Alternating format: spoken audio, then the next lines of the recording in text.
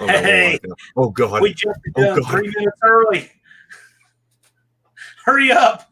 Cover yourself. I'm camera shy. I don't know what to do with my hands. I can't deal with this pressure. Oh, yeah, I got to mute the browser. I can't ever do that ahead of time because it doesn't kick on until we go live. Oh. Duddy's Adventure, how you doing? Mopar Man, 1978, in the house. William Sanders.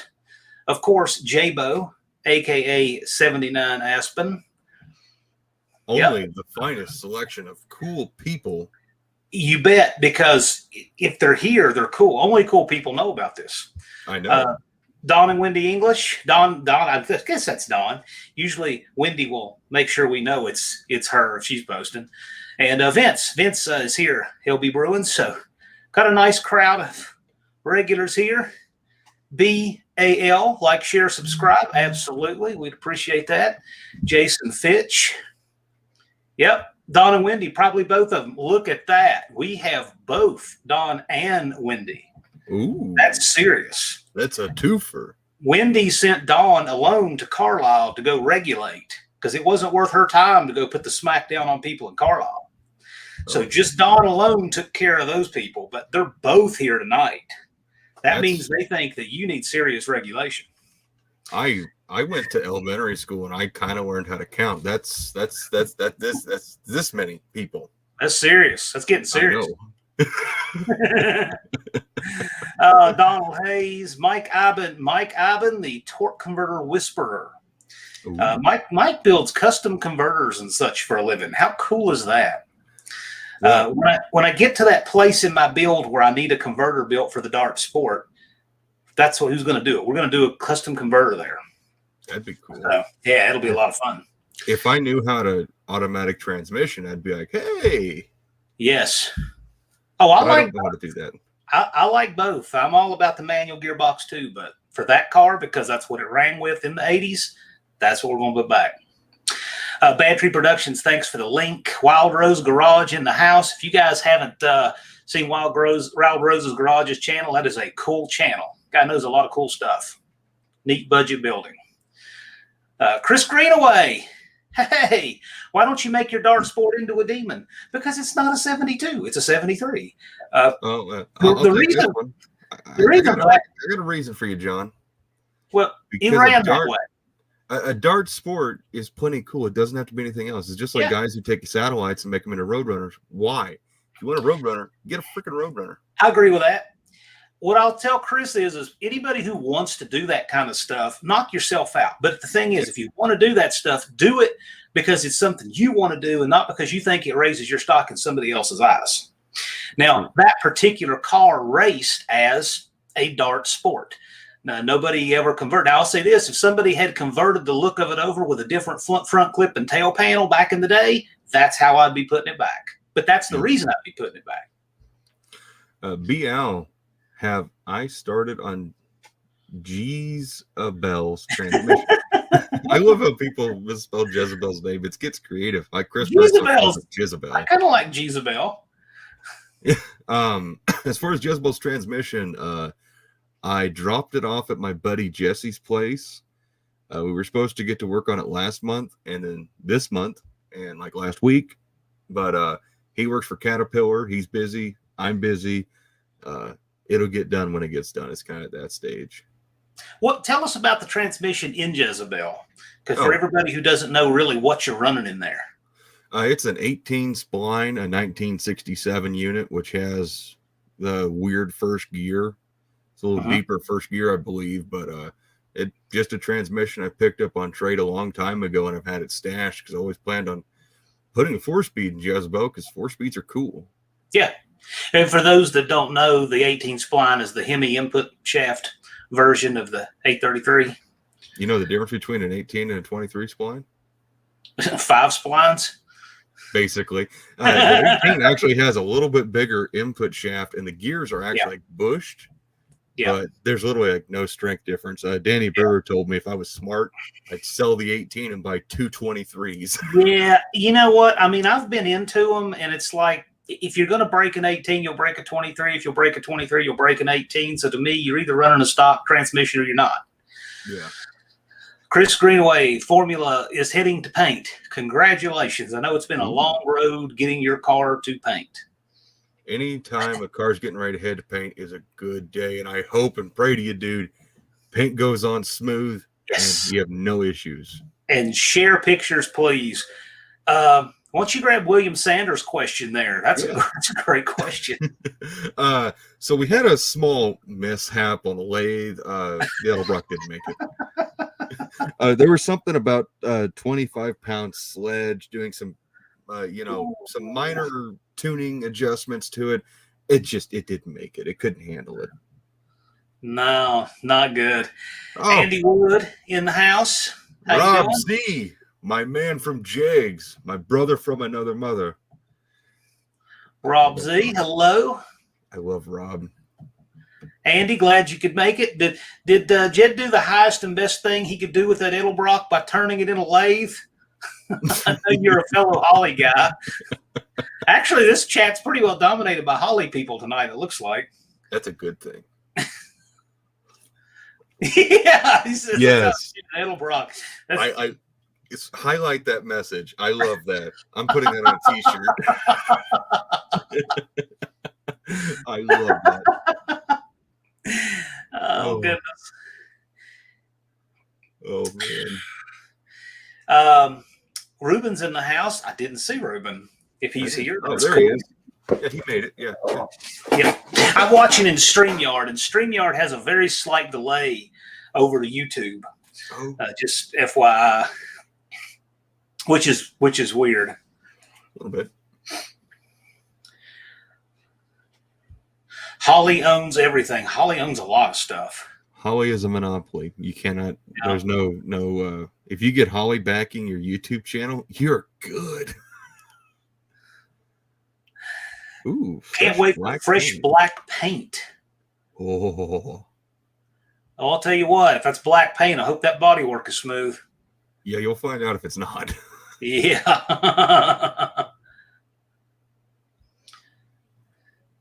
Holly plant. Mopar Mitch, it's actually funny you say that because like one of my favorite YouTube channels is Jonathan W. And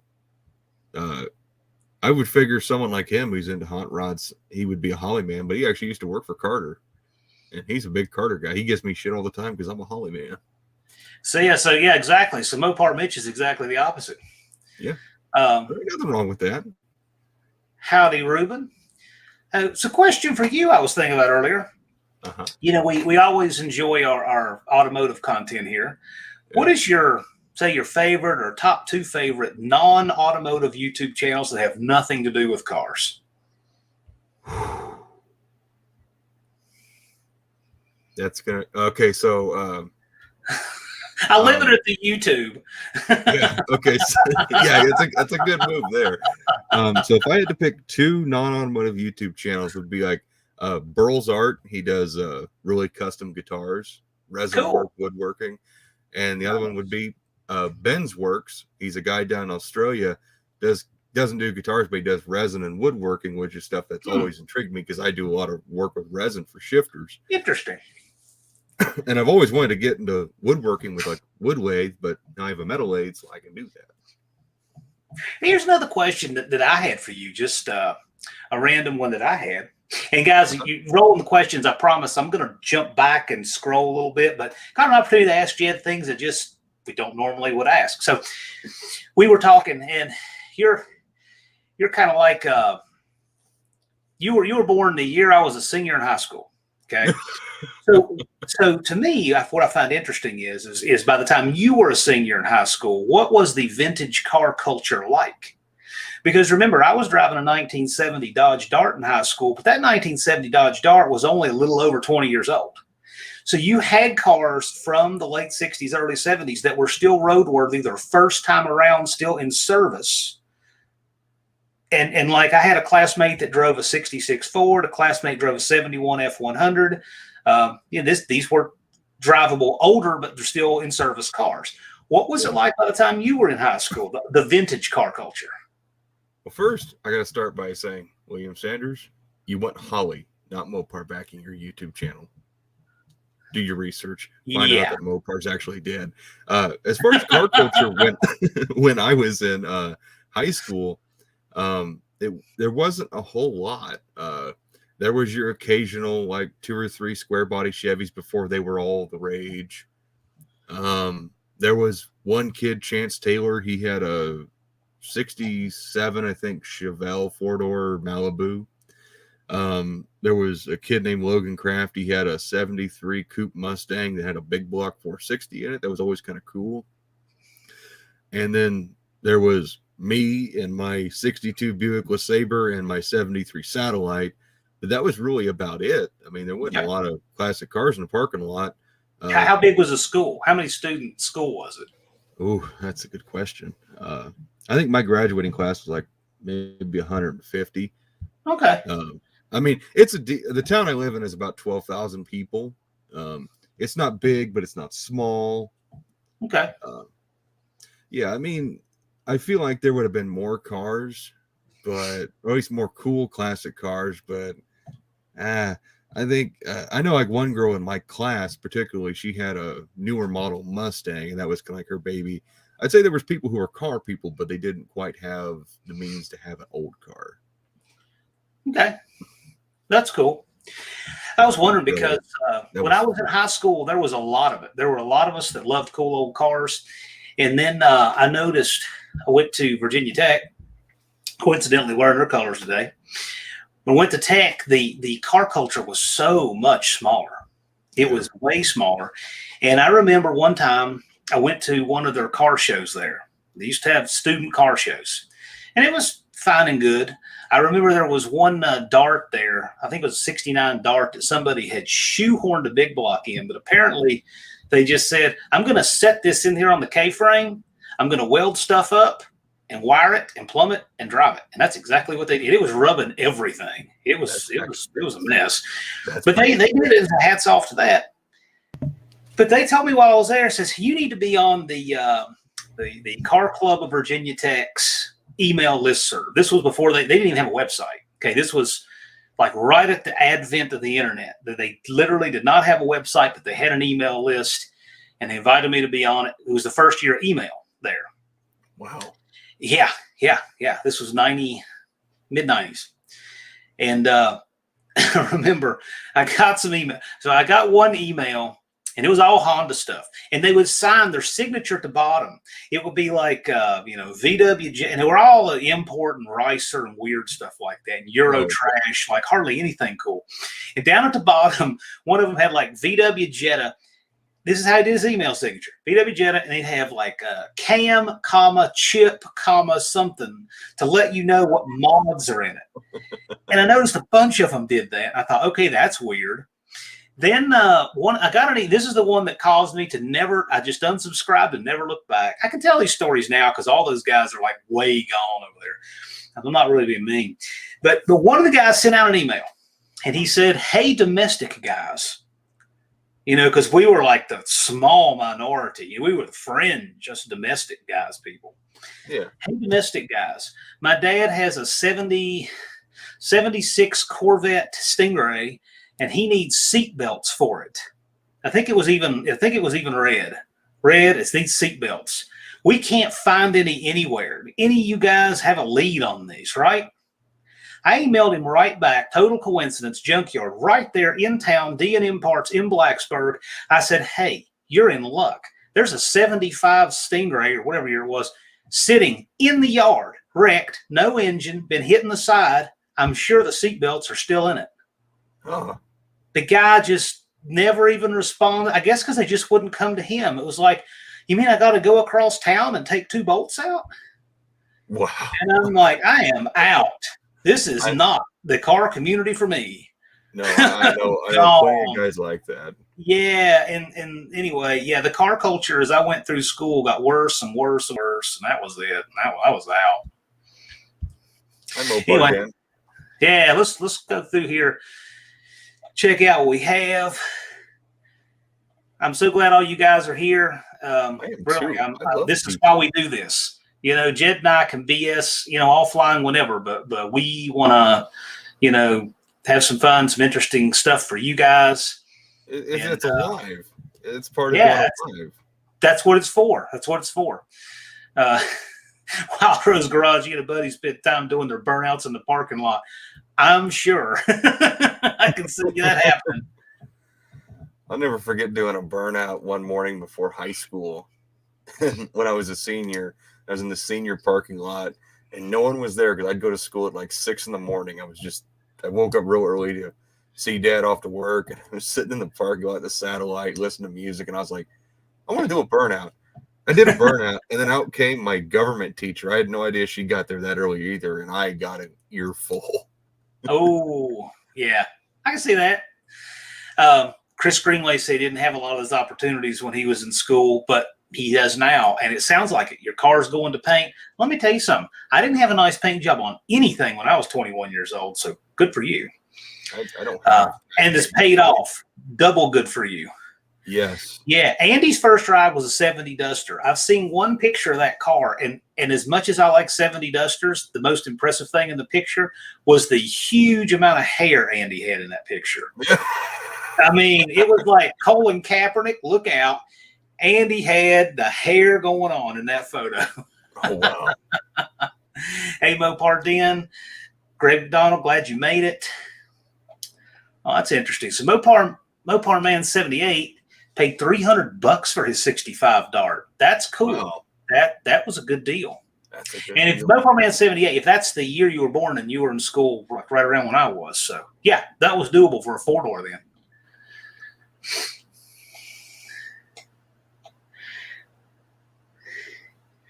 Yeah, Mopar Mitch was a Mopar guy amongst a sea of Chevy guys. I was a Mopar guy amongst a sea of Ford guys. All my friends were Ford people, and that's just the way it worked out.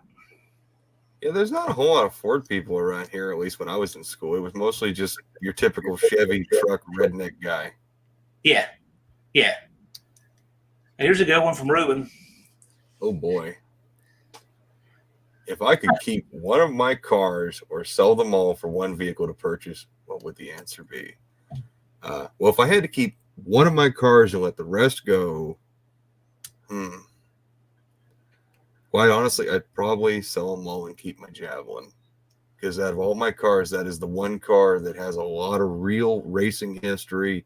I'm the second owner. It's a super cool car.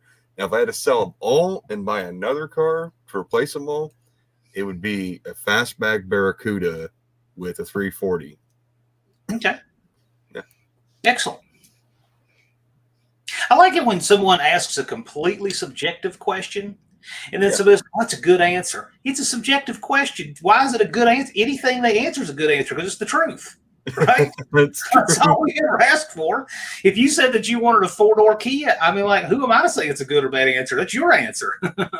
So it doesn't have to be subjectively cool? No, it's just whatever's true, right? Oh, I want a Panzer tank then. Or I mean a Tiger. I want a Tiger. That's right. That's the big one. Blake said a buddy had a 64 Impala he'd hitch rides with, better than riding a bus as a freshman. Man, ride on the back of a garbage truck better than riding a bus. So that is definitely true. Yeah. Oh, this is a short bus. Everybody's cool in a short bus. Yeah, I had a shop teacher said, man, I want one of those short buses. I want to kick all the kids out the back and make a camper out of it. I actually know people who do that kind of thing. Yeah. You know, if I wasn't so afraid that they would be just the most miserable tow rig ever out on the highway, I'd love to have one, for loading up, going to races and stuff. I think it'd be awesome. John, I'm going to send you a picture. So my buddy Max Lyles actually went to Duct Tape Drags, and he actually has an old school bus that he cut the back of it off. And he hauls his race car up inside of it. I've seen those. I like it. Yeah, it's really cool. I like it. If I was going to do that, though, I would want like a long wheelbase, like an F550 or something, so that it has more common parts. And most of the guys that do it will do it with the old 70s buses, which looks really cool. But you get into those old Dayton hubs and 2-speed rears and all that stuff. I'd be afraid of doing something like that and having parts and problems on the road. And they don't like to go over about 60 and all of that. So if I was going to do it, I'd want to use something slightly lighter duty just for the parts reason. Ooh, 65 Barracuda with a 273. I approve. Chris says the 71 Duster, sassy grass green. Yep, who doesn't? Well, I love the 71, but not sassy grass. This is an interesting one. Wild Rose Garage said the street racing was a big deal till the city got a helicopter. That's in Canadistan right there. I can't believe in Canada that they didn't just come and put you in the Queen's jail for such things. Just seems crazy. Here we go. Biggest hyped race in high school, 69 Roadrunner 444 speed, 70 Mustang with a Cleveland. Oh, I'd like to see that. Kidding? Yeah, that kind of race now. That harkens back to Dad street racing and his Charger, all the stories that he was mostly undefeated here in town with his 69 Charger with 383. And the only car that kind of worried him was a, oh crap, what was it? It was a 454 Chevelle or something. Yeah. Or no, it was a Camaro. It was Ronnie Smith's Camaro here in town. It was supposedly some badass thing. And they lined up to race, and Ronnie dropped a drive shaft, and Dad just. Johnny Mopar's in the house. Congratulations on 1,000 subs. Great content. You certainly deserve that. I need one of those little popper things so I can be. Yeah. Yeah, metal shop teacher did burnouts each day. When I was in high school, the burnouts were like a big no-no. They didn't want students doing burnouts. And occasionally people would say, okay, it's worth the risk. We've laid off for a couple of months, you know. And the guy with the 66 Ford, his name was Dwayne. He did what I think is the best burnout in the history of our high school. He smoked the hides for a city block in that thing. And it had a Smog 400 in it, but it had a lot of gear, and it was light in the back, and he just rode it out. That would have been dang cool. Now, I got to say this from Mopar Dan. I love your picture. Yes. Four doors deserve more love. I've always Mopar Dan is a classy guy. Really, he is. He has an actual channel? Yes. Go subscribe to Mopar Dan. I am writing his name down. Yeah. He's like, he comments on all my videos. You can go there and click and take you to his channel. Probably search it. I am. Well, not right now. I'm going to write it down. He is a prince of a guy, too. Wild Rose Garage, my first cool car was a 65 Barracuda, 273 904 8 3/4. Went good for what it was. Yeah. It's kind of a weird choice to have 8 3/4 in a. It is. I was thinking that. Yeah, because it didn't come out factory wise until 66 or 67. So, if Kenton Crindle's in the house, we need to lower something 3 inches. So, if you can think of a classic, an unmolested classic that needs to be lowered 3 inches or more, give us some suggestions. But if that guy shows up, you know, that's for him. Don't you like a guy with 4 subscribers telling somebody with 4,800 how to run their channel? Don't you like that? Isn't that great? Oh my God. Let's not get started there. Let's not even get started. But think about that. Why is he asking? Why does he think that somebody should follow what he says? You know, I've always wondered. It's crazy. Oh yeah, he was driving it and it was orange. Where Jay says, "Lo, it was orange too." Okay. Mopar Den says, I have to tell you the story of that 72. Yeah, so he had picture 72 Cornet Custom in the picture. That's the one he bought. So basically, that's what the old Bottle Rocket started out as, a really nice upscale car. And, yeah, you know, Mopar Den stayed that way, and Tony's did not. Okay, there you go. There's the answer to that. Okay, that makes sense. That makes a lot more sense. That makes a lot of sense. Those 273s don't get quite the love they deserve. That was a really hot engine at the time. Yeah, they're light. That's the thing. If a 273 was just a smaller bore and nothing else, it wouldn't be nearly as noteworthy. But what makes them rev is they have a lighter crank and they're light package. They run well. Yeah, no, I've got an extra forged 273 steel crank And I'm actually, when I go to 4-speed swap the yard dart, I'm actually going to take the 340 steel crank that's in it, take it out, because that is actually a detriment to that engine. Yep, agreed. And I'm going to put the 273 steel crank in it. Then I got to have another 273, and the balance should all be just about fine. I'll rebalance that 340 steel crank that's all polished, and I'll go into 340, and Bob's your uncle. I have a 340 steel crank engine that came with a cast crank. Yeah. And of course, it was a part like every 340 you see today. It's been taken apart by somebody with no plan to put it back together. You know how you get them. And I have a 273 steel crank sitting there, and that's the idea. It's lighter. I don't know how much lighter, but it is lighter. You can look at them and see that. Oh, yeah, the counterweights are significantly smaller. Now, here's a question for you, John Wilburn. Uh-oh. So I have the 340 I'm planning on building for my Duster. Mm-hmm. So I have TRW forged pistons that I got from Just Mopar Joe. I haven't done the video on that yet. Sorry. But they're not quite the piston I wanted. I wanted something a little bit lighter weight, but they are really, really strong. They'll take all the abuse. Oh, yeah. So I don't have 340 connecting rods, and I have a couple 340 steel cranks, but I got a problem with the idea of using a 273 connecting rod because it's such a heavy piston on the end of it. I don't know how well that would work. I don't know. I don't know if people have or not. I don't think it'd be a problem. I don't know what the difference in the beam is, but there's a considerable difference in the width of it. I don't know that I'd worry about it. I really don't. Yeah, that would solve that part of the deal. And I could put 273 crank in the 340, but I also want to. This thing's not a race car, even though it's tubbed and got narrowed inboard springs and all that crazy stuff, but more of a driver. Yeah. Unfinished project in the house. Plan Z. Ooh. Greg McDonald, the old 318 truck cranks were forging. Yes, they were. How often do you see those? Those things are just gone. You don't find them anymore. Nope. Chris is excited for paint. I agree. Paint is great. I actually am going to be dabbling in paint in the near future. My Dart Sport must have a real paint job because that car ran with a couple of nice paint jobs back in the day, and it needs to have that. You know, I don't need to have it for vanity, but I need to have it for the car to be like it was. So that's going to kind of force me to dabble in paint. Well, I plan on painting my Duster itself because I hate primer. Yeah. Everybody's got their things. Yeah. The 273 rods will be fine. He's probably right.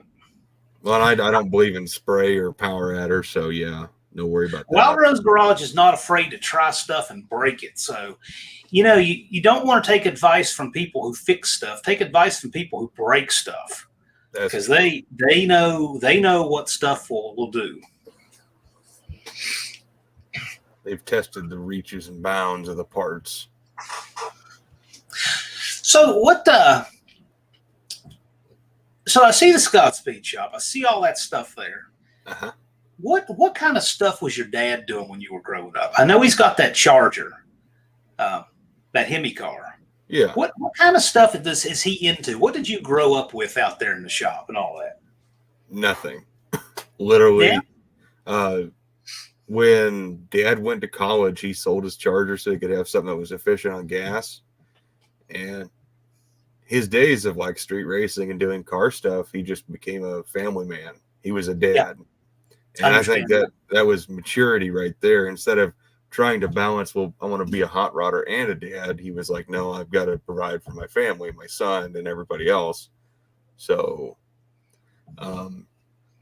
that's kind of the thing with that. So, I mean, growing up, we would have odd jobs and stuff. We would make stuff out of wood or whatever. But, I mean, until I really got into cars, the garage was mostly just for storage. At least that's what I can remember. Yeah. That's cool. I mean, because the reason I ask that type of questions because, you know, I started putting a lot of automotive content up last year. Okay. Yeah. I didn't start doing this last year. I've been doing this since the early 90s, but I think a lot of viewers don't think about it that way. Oh yeah. And so, we've done stuff, had stuff, built stuff, gotten rid of stuff, blown stuff up, and all of this long before content creation. Well, I So guess if your question was more on the lines of what was I doing, before YouTube. well, and that's okay, but that's another question. But yeah, that's a good one. So what got you from those days in high school and all that to where you are now with YouTube? What did you do in the interim? What was that path like? That's a good question.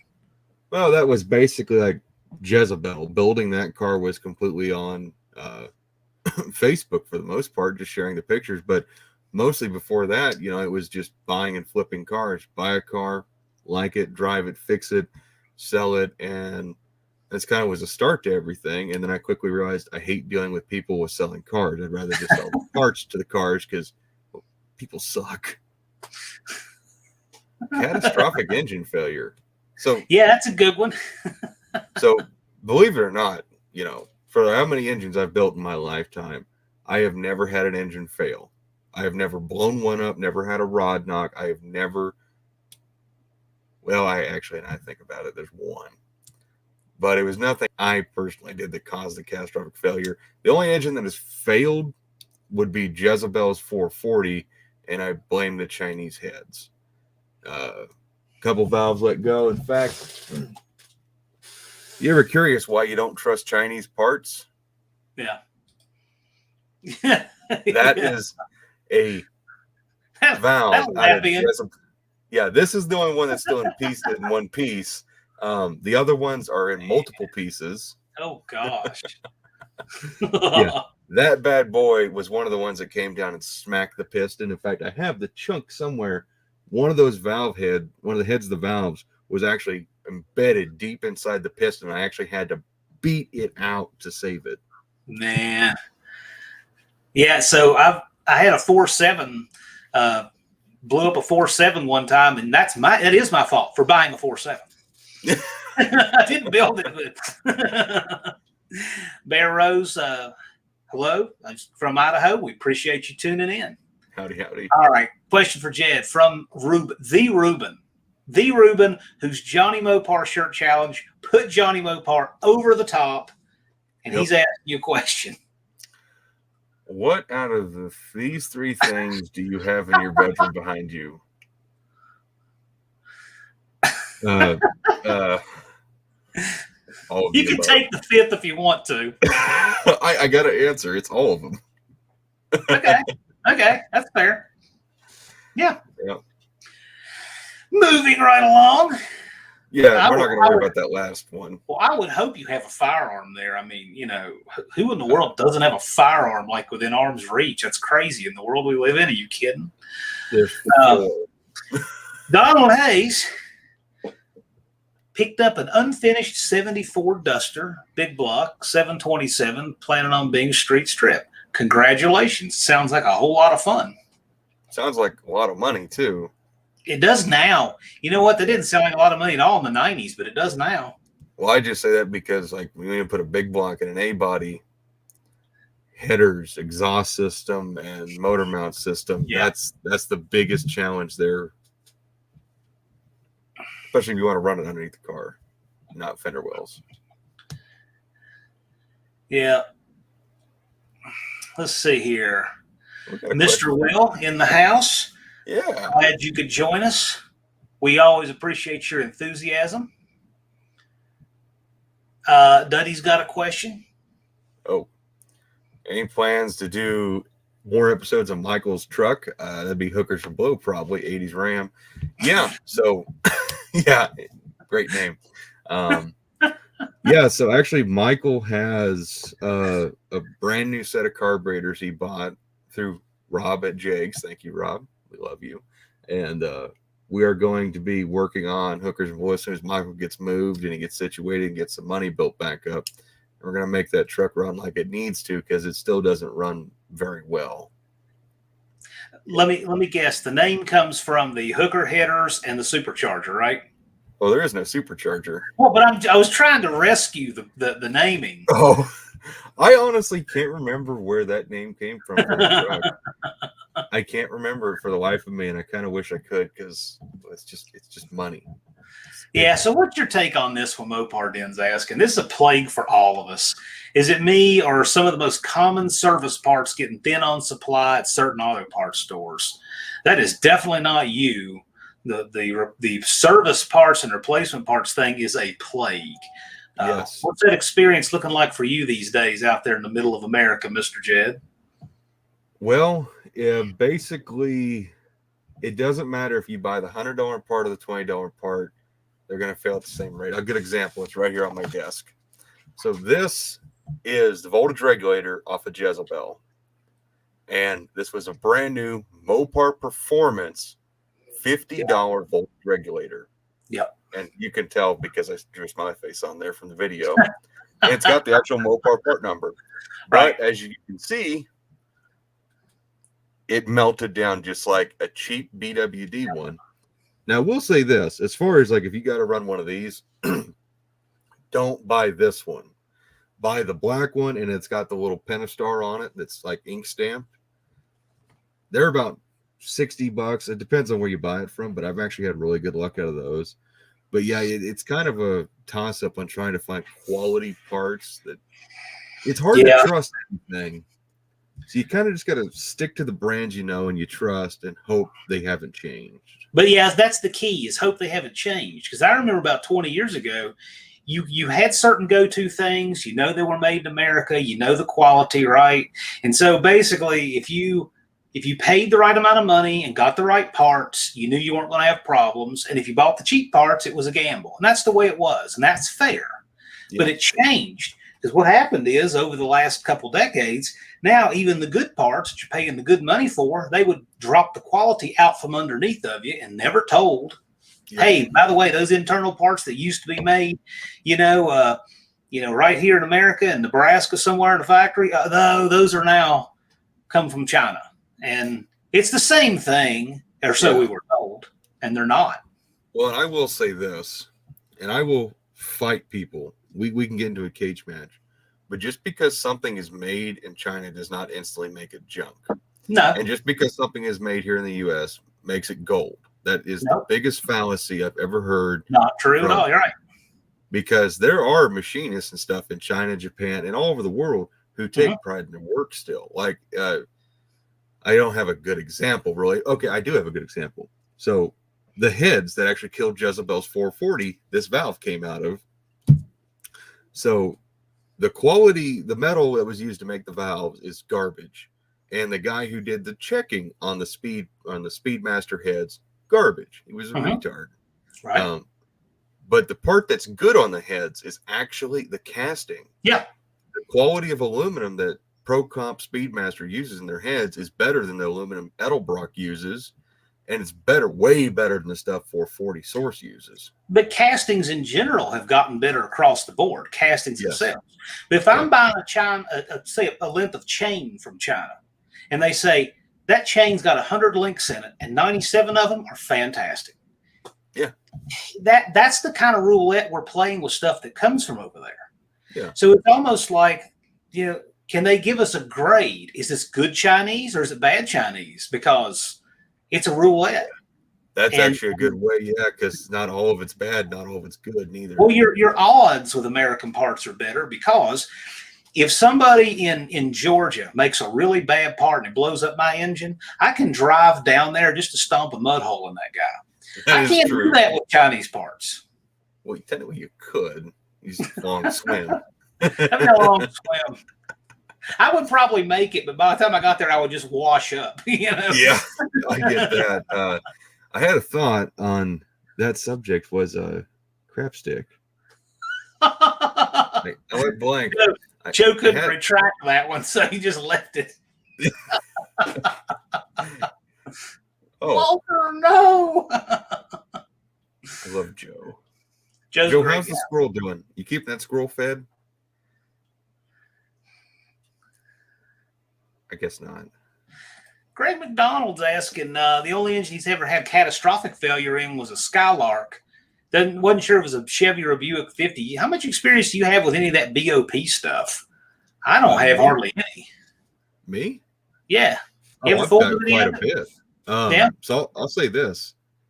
All the cars I've ever owned, the best, like, riding cars, like if I was going to take a long drive, would be a Buick or an Oldsmobile.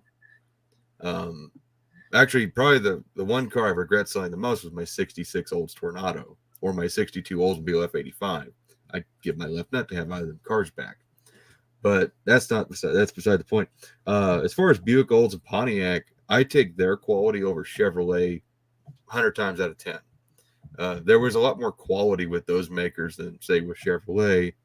In my opinion, I never had a problem with one of their engines. Now, they do have their faults, but every engine has some sort of fault to it. Unfortunately, with most BOPs, it's oiling problems. Yeah, and that's not a good thing. But I've had Trans Ams, 78 and an 80. I guess I've never had really a big block Buick, but I've had 425, 401, and 322 nail heads, which is a fantastic engine.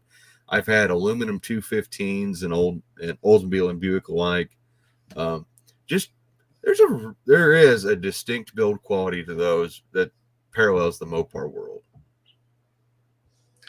Chris Greenaway says he wishes he was in the 80s for Dusters for 300. Yes. Hey, Chris Greenaway. In 1994, I bought a 72 Duster for $100. It was very, very rusty. By today's standards, with AMD metal and all of that, it could be saved, but it was really rough for back then. Bought it for $100. I sold the rally wheels on it for $100. I kept the center caps and trim rings for myself. I sold the door for $25. I sold some other parts off of it, and had a 318 904. So I doubled my money on the car, got some parts for myself, and scrapped the rest. And if I did that today, somebody would crucify me.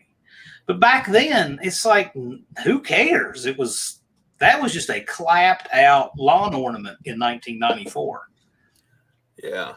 Wild Rose Garage, I've had better luck with used junkyard parts and new ones. Absolutely. When I need an alternator or distributor, I like to find an original one in the yard. I will say this. Yeah. Power Master actually makes pretty good stuff. You get past the price. Yeah. Yeah. They should. They have expensive stuff, though. Yeah. Andy said, buying American parts, saving American jobs. Can't even get American spark plugs. Yeah, I agree with that. Yeah.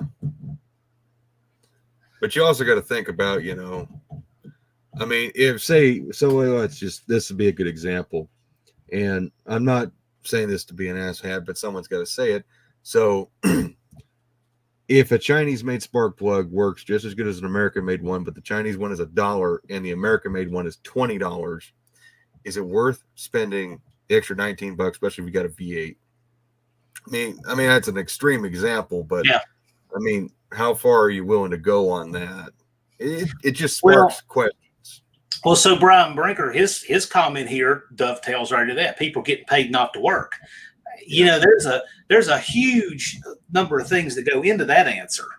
But yeah, as for right now, there is cost. A and B, they're very different.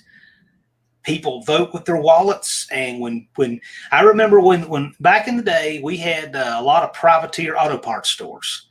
We had a Nationwide franchise. We had Balls Auto Parts, Counts Auto Parts, Southern Automotive, and then Advance Auto came to town one day. Yep. And that was it. And they all just dried up. And then AutoZone came to town, and then O'Reilly came to town, and all those mom and pops are gone. And so people vote with their wallets. But corporate America killed small towns. Backwoods Performance has a good question. I don't know anything about this. What's up with that?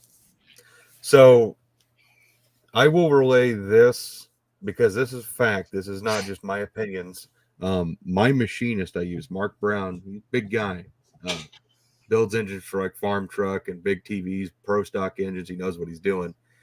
He told me straight up that if I ever brought him, even though we're friends, 440 source anything from them, he would turn me away because he's had to repair 440 source aluminum heads. And he says they're not really, the aluminum quality is more like pot metal than aluminum. And I bought my brother a brand new 440 source water pump housing because Dad has one on his Charger, and they're cheap. Well, I was so disgusted by the quality of aluminum. I mean, literally, the casting was just the ugliest thing I've ever seen for the money. I bought Michael a Proform. It was much nicer. So a good example for 440 Source, how they get their stuff so cheap. And I learned this from a guy who works at Walmart, and he's an old Vietnam veteran and Marine. You know how Walmart sells guns so cheap? How's that? Because they have all the name brands. So when all the manufacturers get done making, say they got 10 12-gauge shotguns from Mossberg, and there's obviously one or two that isn't quite as nice as the rest of them. Those not so nice ones are handpicked. They'll go to Walmart. That is how 440 Source sells their stuff so cheap, because they get a little bit less nice stuff.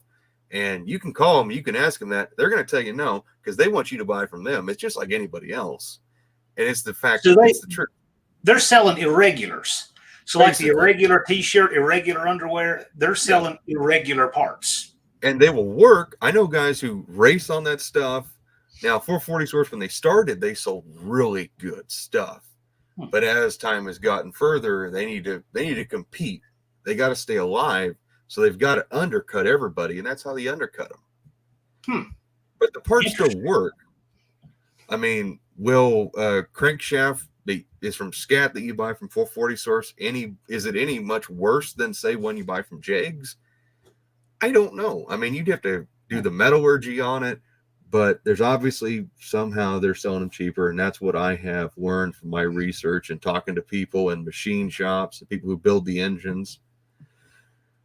Yeah, I found something out talking with a guy who builds stuff, and he said that his former employer was selling stuff through Jegs, selling their parts, their heads through Jegs. And Jegs, when they get returns, they make the manufacturer eat it. Jegs doesn't share any of the eating of the stupid returns. Then when the returns came in, they look at them and are like, there was nothing wrong with his head. It was an idiot installing it that didn't know what he was doing. It was a guy that didn't clearance pistons and valves. It was a guy that, over torqued something, didn't torque something, stripped out threads, whatever. But they would make them eat it. Jegs would make them eat it as a defect. So he just ended the relationship. So the question now is, does Jegs even get top rate? So are these suppliers the ones that they can deal with, or are they the best suppliers there are? So I actually have I will call that a complete fallacy, because I know for a fact, dealing with Rob as much as I did, when I bought my Doug's D450 headers for the Dart, they were $1,000 basically. And Doug's didn't do a really good pack job, and FedEx further destroyed the box. And when I ended up getting so fed up with the price I paid for them and the headers being dinged up and damaged and everything else, Doug's basically said I'm on my own, because I bought them through Jegs. It's Jegs' problem. And Jegs ultimately ate the cost of those headers. And that's according to Rob. They were completely different experience. There's a reason why Jegs doesn't sell Causey's heads anymore. Yeah, it was a disaster. The Dougster is here. We weren't fearing before, but now that you're here, we feel completely safe. We also have a superstar in chat. Welcome, Mr. Chris Birdsong. I hope you like my blue eyeshadow. Yeah, I'm rolling through a little bit behind to make sure I don't miss anybody. Yeah. Yeah, NGK for the win. Just Mopar Joe. NGK is the best dang spark plug. If you don't run NGK, then the Ricky Bobby saying goes here. Andy Wood says AVS2 is a great carb. Yeah, I got to tell you, I have yet to run one, but everybody I've seen, they love the booster design, and those things are working. So it's more power. Metal Brock innovated. Yeah, if you have to run that style, like you have a second generation Hemi and you need that kind of carb to make it right, that's a good choice. Agreed. Think Design and Build is asking. No. Dropping the baby Hemi into the crawler. No, the crawler staying all original. And I'll just say this real fast. You got to think about the parts that are inside of that machine, how old they are back in 1936. They're rated for the 20 horsepower the engine is rated at. They're not designed for that kind of power. That baby Hemi makes like 100 and I don't know 150 horsepower. So it would destroy every single clutch in the engine and strip gears. It would be neat, but I want to when I get that crawler done, I want to experience what 1936 on a T20 crawler is like, not having a hot. Yeah. I mean, you don't. That's a great point. You know, a lot of people they miss the experience they could be having with the way things were to go straight to make it something that never was and shouldn't have been and isn't. I don't get into that. Yeah, it'd be neat, but howdy, Jason. Old car guy in the house. Glad to have you. Thanks for joining us. Welcome. Greenwade says he would rather buy from a lead than a chain. Yeah. Okay. You missed Brian's comment on purpose, I'm guessing? No, I didn't. So I'm just telling you guys, StreamYard will skip it. It'll feed you like 3 or 4 at a time. So sometimes it skips on me a little bit. Sorry about that. Yes. What was your last Amazon? I didn't skip it on purpose. I'll ask it, but I just don't want you to answer it. Because I know Brian is hoping. I'm going to talk about the giant, large pleasure device that I sent him last night. Not happening. No. Yeah, it wasn't that. Hey, you ever work with the demon carbs? Yeah, the street demons that look like thermoquads. Well, the Holly looking demon is really heavy. What do they do to make that? They things feel like you're picking up a dumbbell. So my experience with if we're talking about the demons that look like regular Hollies, they look beautiful, but for some reason they don't work worth a dang. And I think Holly sabotaged them because that's actually a Barry Grant design, and he knew what he was doing with carburetors. I've never had a good operating Holly style demon. Now I will say the demons that look like thermoquads, the street demons, those are really good carburetors, but they suck to tune because you got to take them apart, and they come apart from the bottom. Okay. Just got in from taking the Charger up through the Catskills. Yeah, rusty parts coming off container ships. Indeed. 318 wheel run. Glad you're here. How about that drag truck of his? I don't know if you've seen his latest thing he did there. Took a 670 vacuum secondary off, puts a 750 double pumper on it, dropped 6/10 in the 8th. Wow. Nice improvement. Double pumper for the win, man. Yeah, I know. I agree with Chris and his comment. Brawler carbs, even though they're Chinese knockoffs, if you need to buy a brand new carburetor, that is the best bang for your buck. Those carburetors right there are the reason why I'm not selling my old double pumpers, because for the $400 or $500 it costs for a Brawler, I can't sell an old double pumper unless someone really just wants an older one. Okay, so here's a thing I ran into. I have an old 650 double pumper I got on a trade one time. Yeah. And the main body in it, I was talking with Andy Wood about this. The main body that they made for a few years there, like late 80s up to about 90, something like that, would just disintegrate. The metal would just crack. It literally looks like cracked up concrete.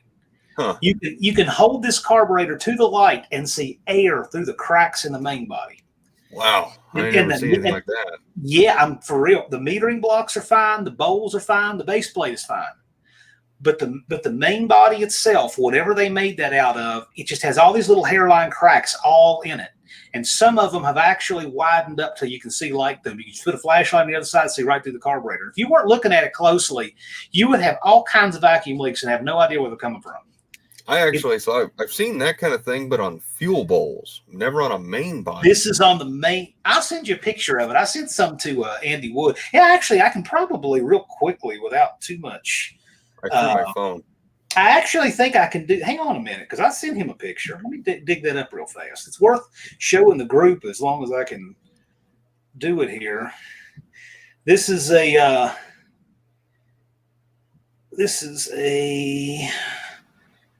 Where is that? It would have been. There's Casper stuff, and then after that. I should be able to put my hands on this pretty quickly. I'm going to check how many people we got in here. Yeah, Man, I'm not seeing it. I don't know why. Well, Yeah, but daggone. the thing had it had cracks going all the way through it. And Andy said that they had some quality control problems for a few years there. But I know I bought a brand new one in '94, and it's fine. So they fixed it by then. And the date code on the one with the cracks is 1990. So they hadn't fixed it by then. Ooh. So, hello, Greg Hamilton, in all caps. Howdy, howdy. Long live drag truck. Yes. That just means he's excited. Yeah, nothing wrong with that. What? Corvette lawn chair. Whatever floats your boat, man. Well, don't forget the New Balance shoes and the jean shorts and the polo. But I'm a pretty simple man with taste. Just, your garden variety flannel colored folding lawn chair. I don't need anything fancy. Maybe gold plated would be cool.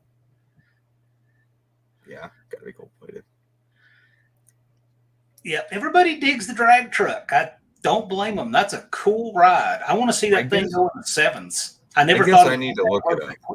Yeah, you check it out. Yeah, Duddy's talking about it. The bomb cycles they call the engine. Don Wind English saying hit the thumbs up. Yeah, appreciate that. Yes. I should probably hit the thumbs up. I just saw that 66 people in here, 67 now. God dang.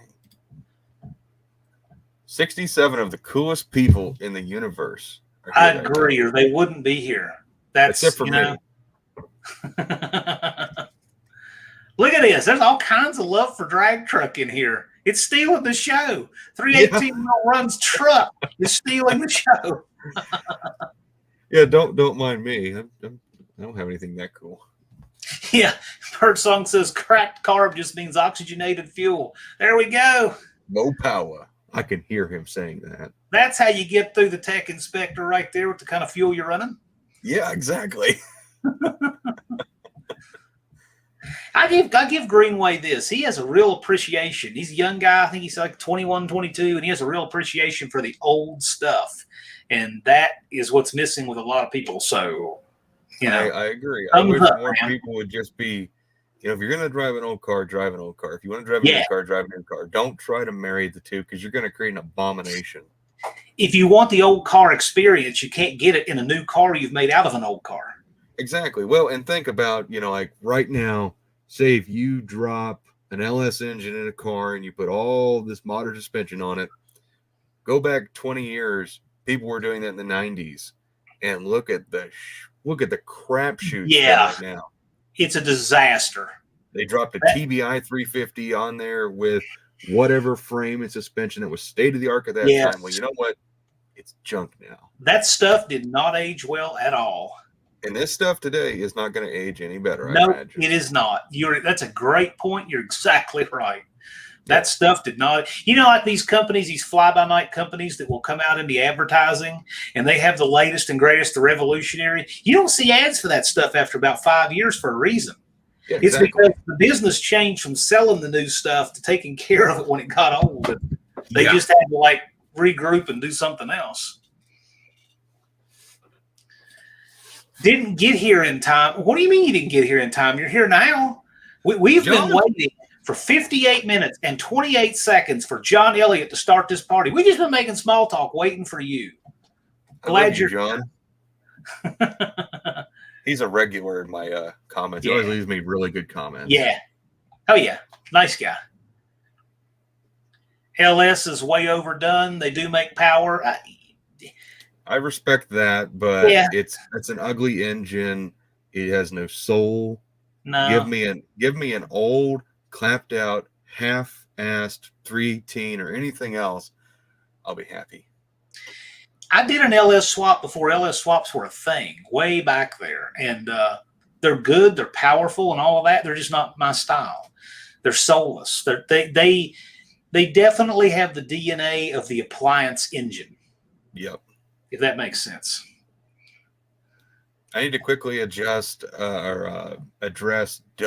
Narden's comment about my nasal AFR gauge. Yeah. I really don't know how to address that. Get one. Learn to use your nose to tune a carburetor. and your ears and your hands. Oh, yeah. You know, one thing I use that I don't see anybody talking about, I don't know why more people don't use this, is the stethoscope, the automotive stethoscope. Oh, yeah. I had a fuel injector going down one time. You know, and the codes would read intermittently that it was, you know, on one bank and all of that stuff. And, you know, you couldn't get it in the plug reading. You couldn't get it in anything, but you knew there was a problem. But I put that stethoscope on each injector, and one of them sounded like it had a heart murmur. Mm-hmm. It's exactly what it was. You'd never found out with anything else because it was too intermittent. I like the stethoscope. I can put it down on a valve cover. I can put it on the oil pan. It's just, I don't know why people don't use those things. I think they're cool. The other fact is that anything is a stethoscope for an engine. So, I mean, it's any tool you need. It's a $5 tool, and it helps you hear what's going on. I just think there's a real tool. Yeah, I've always just put a screwdriver to my ear. You can, but especially when you got something loud and there's a lot of fan noise or intake noise, that you can get the stethoscope for like something like $5 at Harbor Freight. It's an actual stethoscope, and it has a big long lead on it with a point. And so somebody actually legitimized it. What I would do before then was use a vacuum hose. I would stick a vacuum hose, 8-inch vacuum hose, in my ear and then take that down and put on stuff. That was helpful, but the stethoscope works great. So let me ask you a question then, John. What if someone blew in to that vacuum hose that was in your ear? How would that make you feel? They would get that vacuum hose rammed all the way through, you know, like a nasal pharyngeal airway, and it will be like coming out the other side. Oh, damn. Nothing like breaking a Newport and a hairpin. Well, you do that and tell us how it turns out. That's all you right there. Yep. By the way, Chris, I only want the sheet back if it's covered in DNA. Chris sold the Charger and wants to know if you would like your property back. You guys can work that out offline. Oh, what? We can't do it here? Nah, that's okay. You guys, you deserve your off list working out of logistics, because it will involve shipping and cleaning and all these other things. Cleaning. Thank you, Mr. Will. I appreciate it. 88 Dodge TBI. I don't know if there's a question there, but I'm laughing at it with you. I see more crying than I see laughing in that little emoji. Yeah. TBI is not great. Oh, goodness. Jay says, Jay of Rabbit Transit Garage, another cool channel, cool guy. LA's B's, RB's, and Hemis will always be cooler long term. You are correct. I got to figure out where my thumb needs to be on camera. Everything. Isn't it weird? You got to kind of find it in the. Yeah, you go thumbs up. Wait, where is it? Greg McDonald wants to know, what color are you painting the Duster? So it's factory. I think it's F4. It's the light green metallic. And I've always been a fan of the 1966 GG1, the really dark green metallic, which is almost black. I'm thinking about doing some two-tone paneling work on it. Kind of keeping it stock. Lout Burns says appliance engine. You know what? So I wrote an article for this local publication, and it's a local business thing. We try to promote the local businesses, and I did it on our local dragway because we want people like tourists especially to pick these things up and learn about it. And I mentioned in there, I used the term, they have a lot of old cars from the 60s, 70s, 80s, and not the transportation appliances you're used to seeing. Yep. I got a lot of comments on that, but that's what modern cars are. They're transportation appliances. That's all they are. Yeah.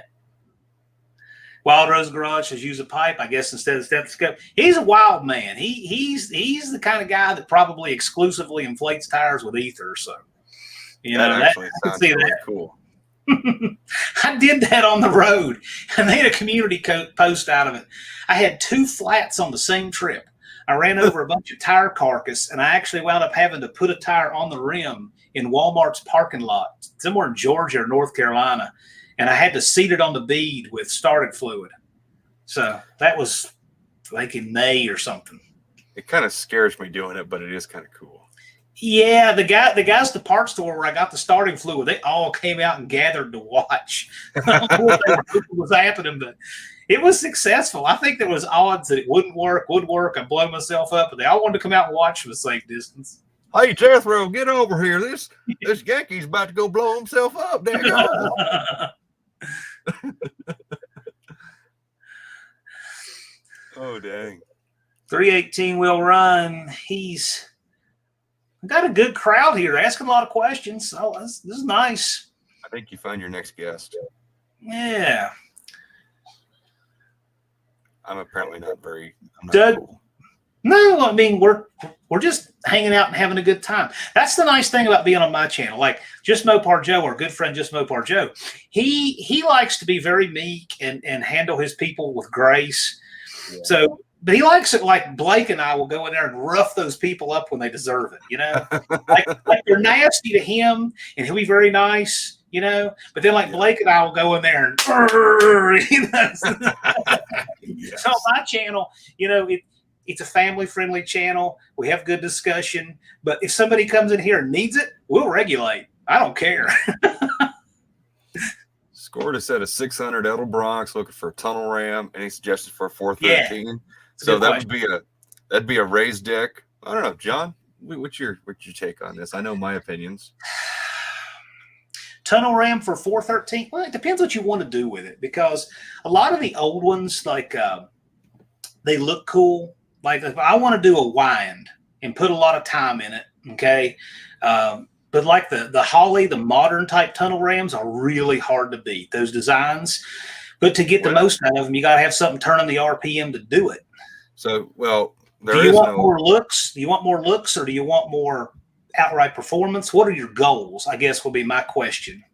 So for a big block Chrysler, there is no modern design, really. I mean, yeah, well, that's what I'm saying. I mean, so you got to put a ton of time into it, or fabbed or something, and you got to turn the RPM to get it. So what's your? I mean, you're the one that's doing the 505 with the tunnel ram. Yeah. So as far as tunnel rams go for big block Chryslers, you have basically 4 options, or 5. You have the Offenhauser. You have oh god, I went blank. The Mopar, the Wyand, and Indy. The Indy is basically full-on race because it only comes in max wedge port. The Offie, it's all right. It's not great. It's not bad. The Wyand ultimately is the best tunnel ram. There are issues with the actual Mopar ones, and just the fact they don't flow as good as, say, a Wyand. The Wyand is hands down the dominator for street or strip, unless you're going full-on drag race. And even with the Indy or a Zeekr, it's the same thing.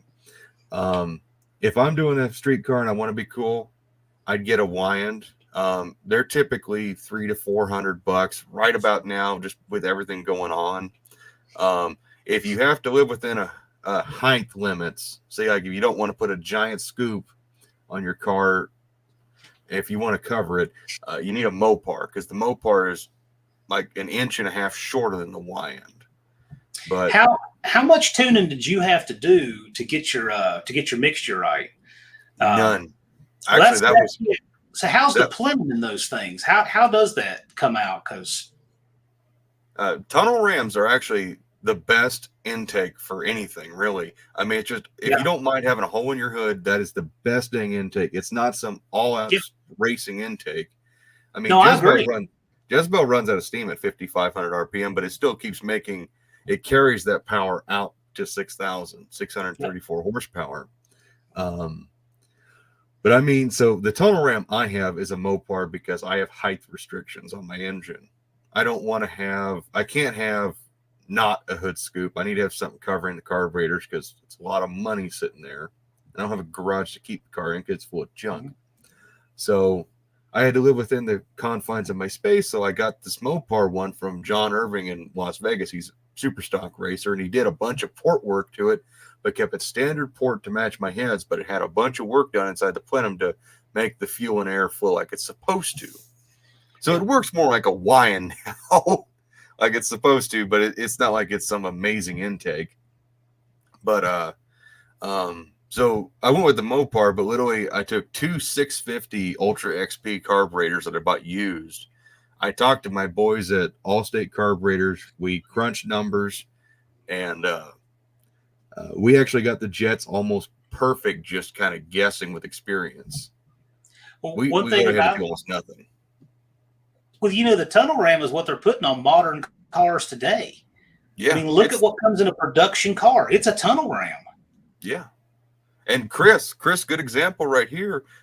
He got, I can't remember the exact mileage he got, but he has tunnel ram 650 double pumpers on, I think on Smurf, and he got like 14 or 16 miles per gallon going out to duct tape drags.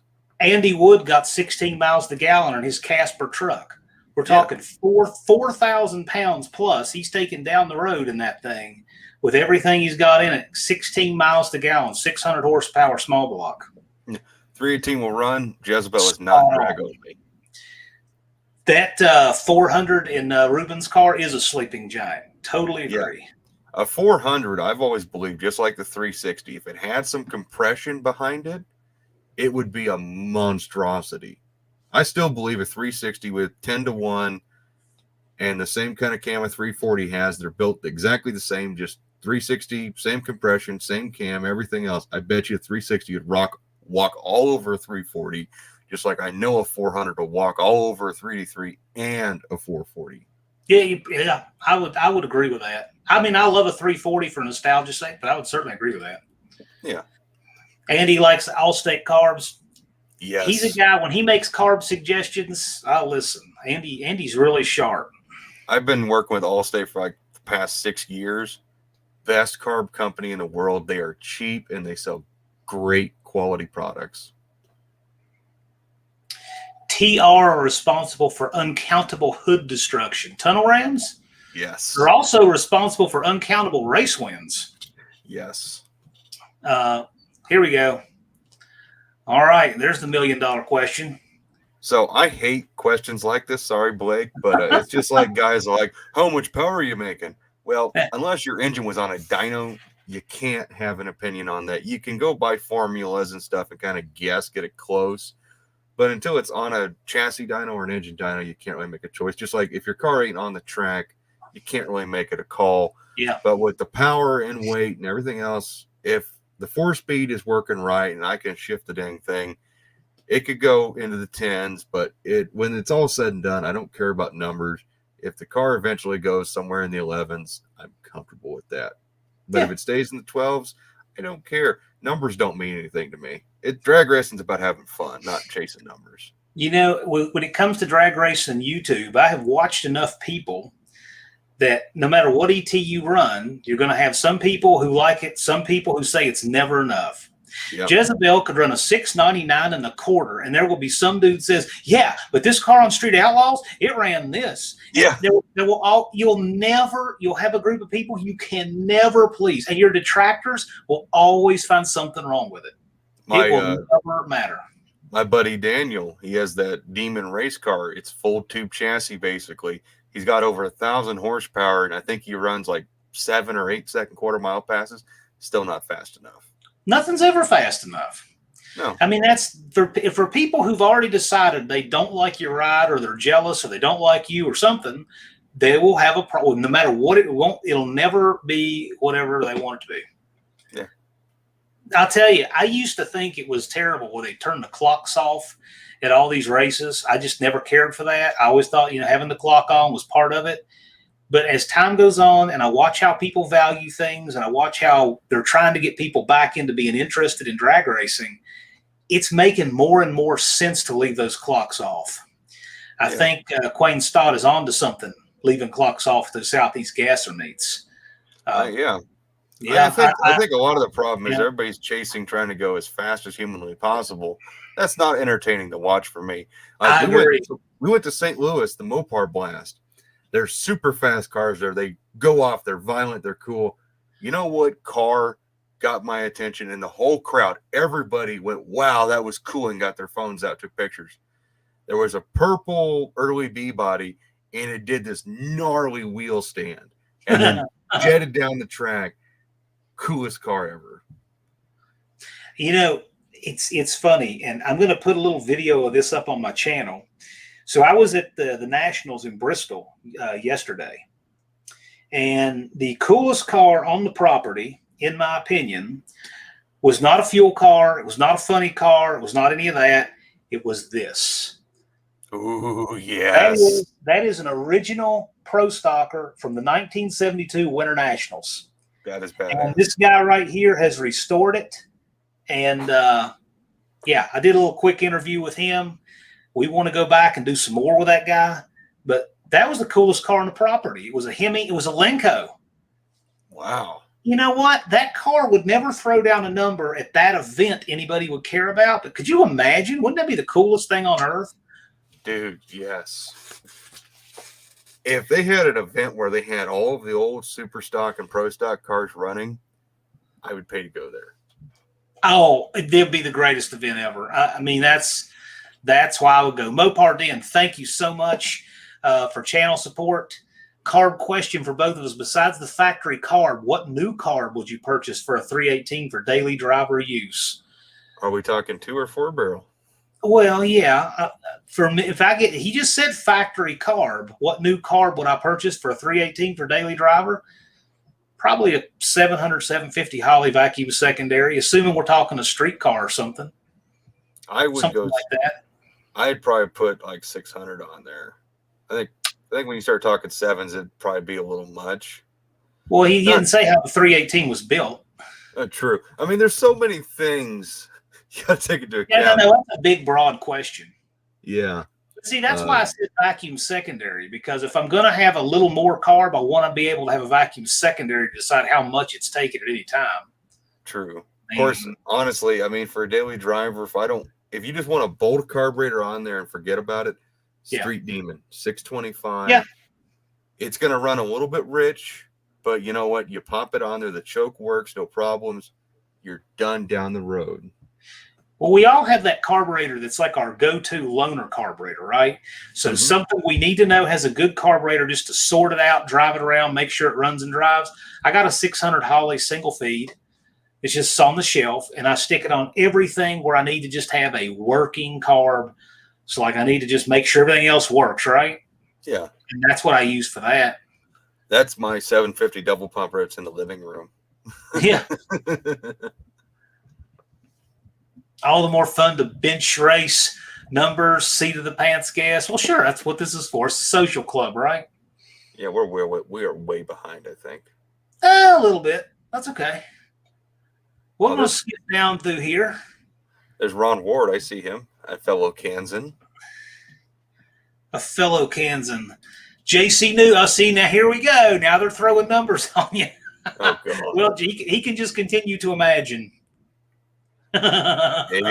Maybe someday we'll get there. Yeah.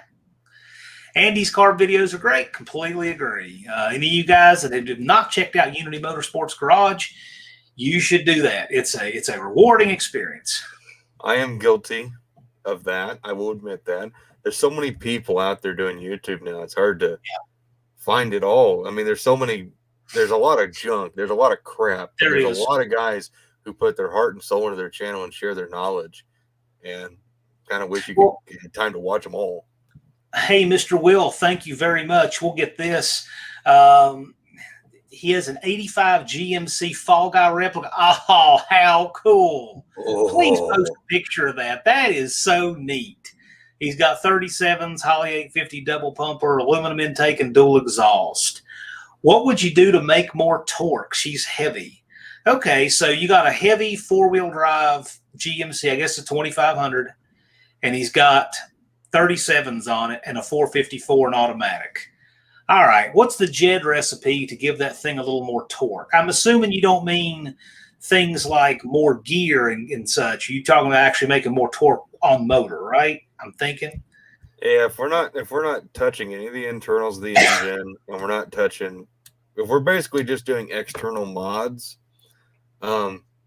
probably restrict the exhaust, smaller header diameter or whatever. I'd probably recommend stepping down the carburetor size.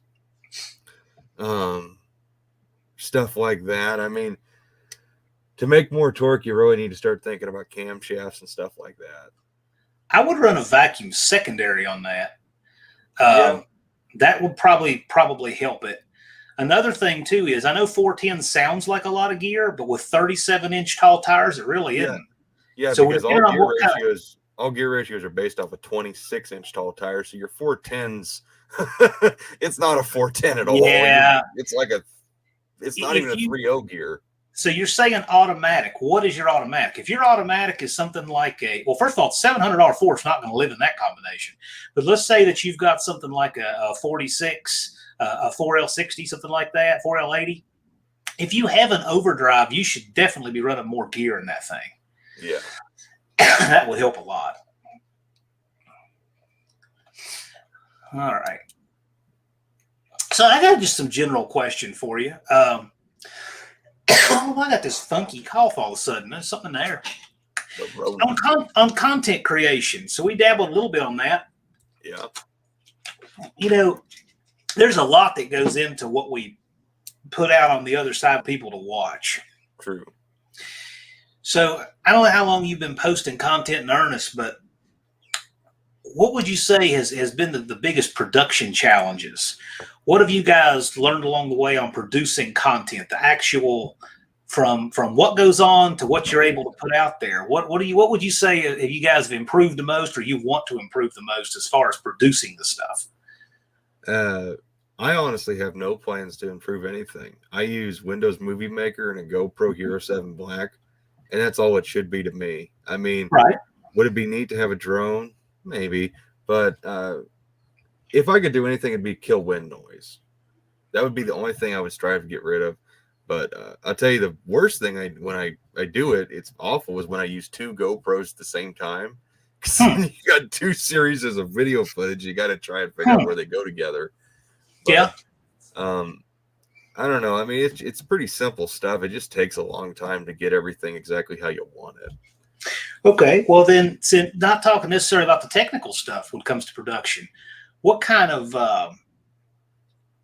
content changes would you like to have to make your production easier? Like, have you changed the way you film or the order you film things in, for example, or things like that? Well, because I mean, everybody, once we've done this for a while, we kind of figure out our techniques and things like that. Yeah. I mean, have you made any changes like that to the way you? One time it was just my phone, and then I went to the Chinese GoPros, and then I finally got a real GoPro. That's probably the best purchase I ever did. I mean, really, my YouTube deal is just extremely simple. I mean, I wish I had a better answer. No, this is very valid. I mean, and I think part of the reason I ask you is because I know you like to keep it really simple. Yeah. And I have people all the time ask me, what do I need to do a YouTube channel? And I'm like, okay, I'm not a huge channel, but I always tell them the same thing. I say, go out today with a full battery in your phone and make a 2-minute video and post it. Yeah. And that is the single best way to start. And I said, and you'll learn what, you know, but the main thing is just make content, and it doesn't have to be perfect, because real life, and that's the thing. You just do it, and you know you're a good example. You keep it simple, and you're just about the content, not just some production stuff, and that is the most important thing. Nope. When people get onto YouTube to watch videos, they do not want to watch a TV show. It is that simple. They want to watch a guy who's just like them. That's relatable. Jonathan W. films with a freaking potato when he edits with Windows Movie Maker. 480p videos. He's got over 100,000 subscribers. You need a better example. You're lost. YouTube is not about production value. Yeah, it's about having someone who's relatable, someone who you can live vicariously through. Yada yada yada. Unfinished project. Watch his blown budget garage. Randall over there. He's got a dart. Yes, he does. Mopar Man 78's been watching Andy's channel. Nice. What kind of fuel pump you have on Jezebel? That is the Carter Super Pump, all mechanical. I do not believe in electric fuel pumps, electric water pumps, or electric fans. You're an Amish fuel pump guy, right? Yep. Nothing wrong with that. 318 wheel run since 318. Thank you very much, sir. Greatly appreciated. I keep production simple too, by the way. I have a $20 LED light just to keep the shadows from getting obnoxious. I film everything on an iPhone. I film everything on this iPhone, literally full battery, wipe off the lens, and that is it. And then I just take all my files. I use a free file converter on the phone, a free app. I stick them on this thumb drive, put them in this laptop, and that's it. And I use Filmora, $60. So my whole production investment on that stuff is really cheap. So nobody should ever say that it's the cost of production that holds them back. No, it's the creativity and the content that's got to lead the way. You got to have some sort of personality, and you got to have good content. Now, of course, if you're sitting there filming and you're shaking the camera, nobody wants to be in the middle of an earthquake. No, that will run people off. Yes. I did get a nice tripod, and it has been wonderful. A tripod is definitely a must if you're going to do, well, if you're going to do YouTube, you kind of really need to have a tripod. That's for sure. French Onion asks, yeah, everyone is chasing peak numbers, watching guys like Cletus just drop tens of thousands of dollars on race cars. Good for Cletus. I have no problem with that. He's got big sponsors and yada, yada, yada. Everybody's so hell-bent on, 600 horsepower or more, 1,000 horsepower. Until you actually experience that shit, you really don't know what you want. Chris Greenaway says it's about being genuine and not changing your opinions to become a snake oil salesman. Look at how Tony is. Well, I can tell you this. Tony doesn't take a dime of sponsor money. Yeah. And I know that for sure. I was there one time. He had somebody offering to give him a torque converter, and he says, no, we'll pay jobber, we'll pay racer jobber, whatever. We'll take the discount, but we will not take free parts. He says, I'll buy them, and I'm going to use them, and I'm going to tell it how it is, and you're going to find out on video if your stuff works or not. And I've never seen him take a dime of sponsor money for anything. I did one sponsorship deal with a Chinese company. They sent me a little dash cam. I hated every second of doing the video, and the camera was just junk. I mean, it was garbage. And after that, all those emails from I get emails daily on that kind of stuff. They all go straight to spam. I'll work with Jigs. I get a discount through them. I worked with Strange Engineering for my drive line, but nothing was given. I still have skin in the game. Yep. Yeah.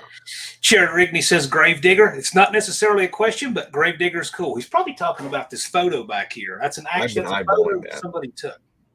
I love that. I actually took a picture of Gravedigger 1, the very first Gravedigger at the Roanoke Civic Center in 1988. Cool. The Ford, the 51 Ford Gravedigger. This one is probably Gravedigger 2 or 3. Filmora 9 is awesome. Yes, it is. That's my editing software. It's cheap, and it does more than I'll ever know how to do. New City Carpet enjoys my insight. See, here's the secret to my insight. I get good guests like Jed and like Blake and J-Mo. That's the secret, right? I don't have to have any insight when I have guests like Tony on there, and Paul Shields, Frank Holly Drag Racing School, and 318 Wheel Run. The key is booking good guests. That's it. I'm a facilitator for the best show that they can give you. And this show's going great. I'm having a good time. I am too. Yeah. I can't believe we're already at an hour and 30 minutes. I know. It's flown by. I know. And the reason is because we haven't hit that, you hit this moment where the questions just hit the stupid button, like Nitrous stupid button. And that time hasn't come yet. So it's great. And once that time comes, then that's when we got to start wrapping it up, Yeah. When the comments look like you have taken a shopping cart full of BS and pushed it down a flight of stairs, that's when it's time to start wrapping it up. Okay, I haven't sent you the Amazon link I sent Brian last night, right? Please don't. I just know. It's nothing. I just know. How do I know? But no, New City Carpet, thank you very much. By the way, New City Carpet, he's got some sweet rides. I believe he's got a GTO that he had sent some pictures for the live stream car show. Ooh, I'll have to check that out. Yeah, really. He does have a nice ride. He says zero decking. All right, that's a good general thing. There's not necessarily a question there, but what do you think about zero decking in general? Are we talking about doing zero deck work to a block? Or are we talking about zero decking the block and pistons? Are we talking about not having a deck and just walking out your back door and falling on the ground? I'm going to assume he means to have pistons that come up flush with the deck of your block. If you're dealing with quench and everything else like that, yes. It also, I mean, there's a lot. I mean, it's an open-end question, so I'm going to assume we're talking performance. Yeah. Yeah. Also, I mean, it's one. Yes. I believe in zero decking a block to make sure your pistons are flush, because you don't want a piston sunk in a hole. That's lost power potential.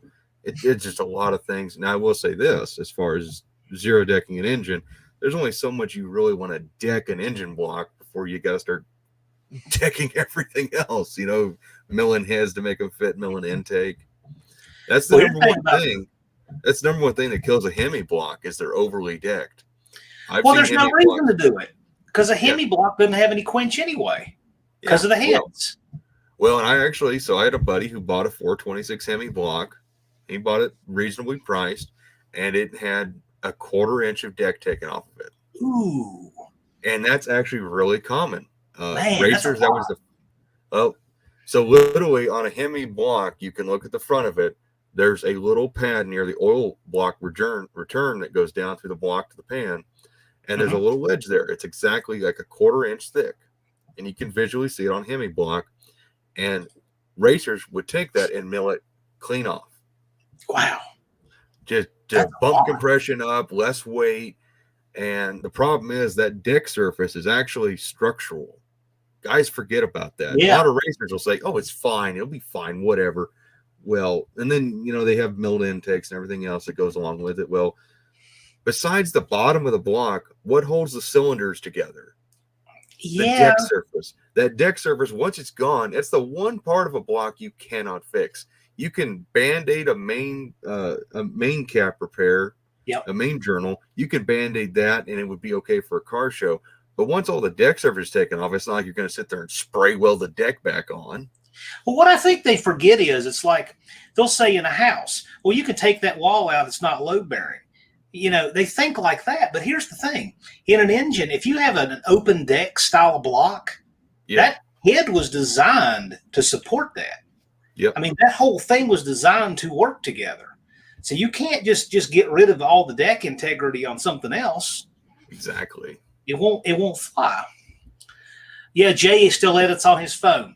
Totally viable. There's guys who do great things with on their phone. Mopar Man 78, he uses Samsung smartphone. There's some great results with phones. Totally agree. Yeah. Totally agree. The comments are flying. I know. Birdsong says, lost signal for 15 minutes. Glad you're back. 14 miles to gallon, 600 horsepower, 440. Yeah, you can do it.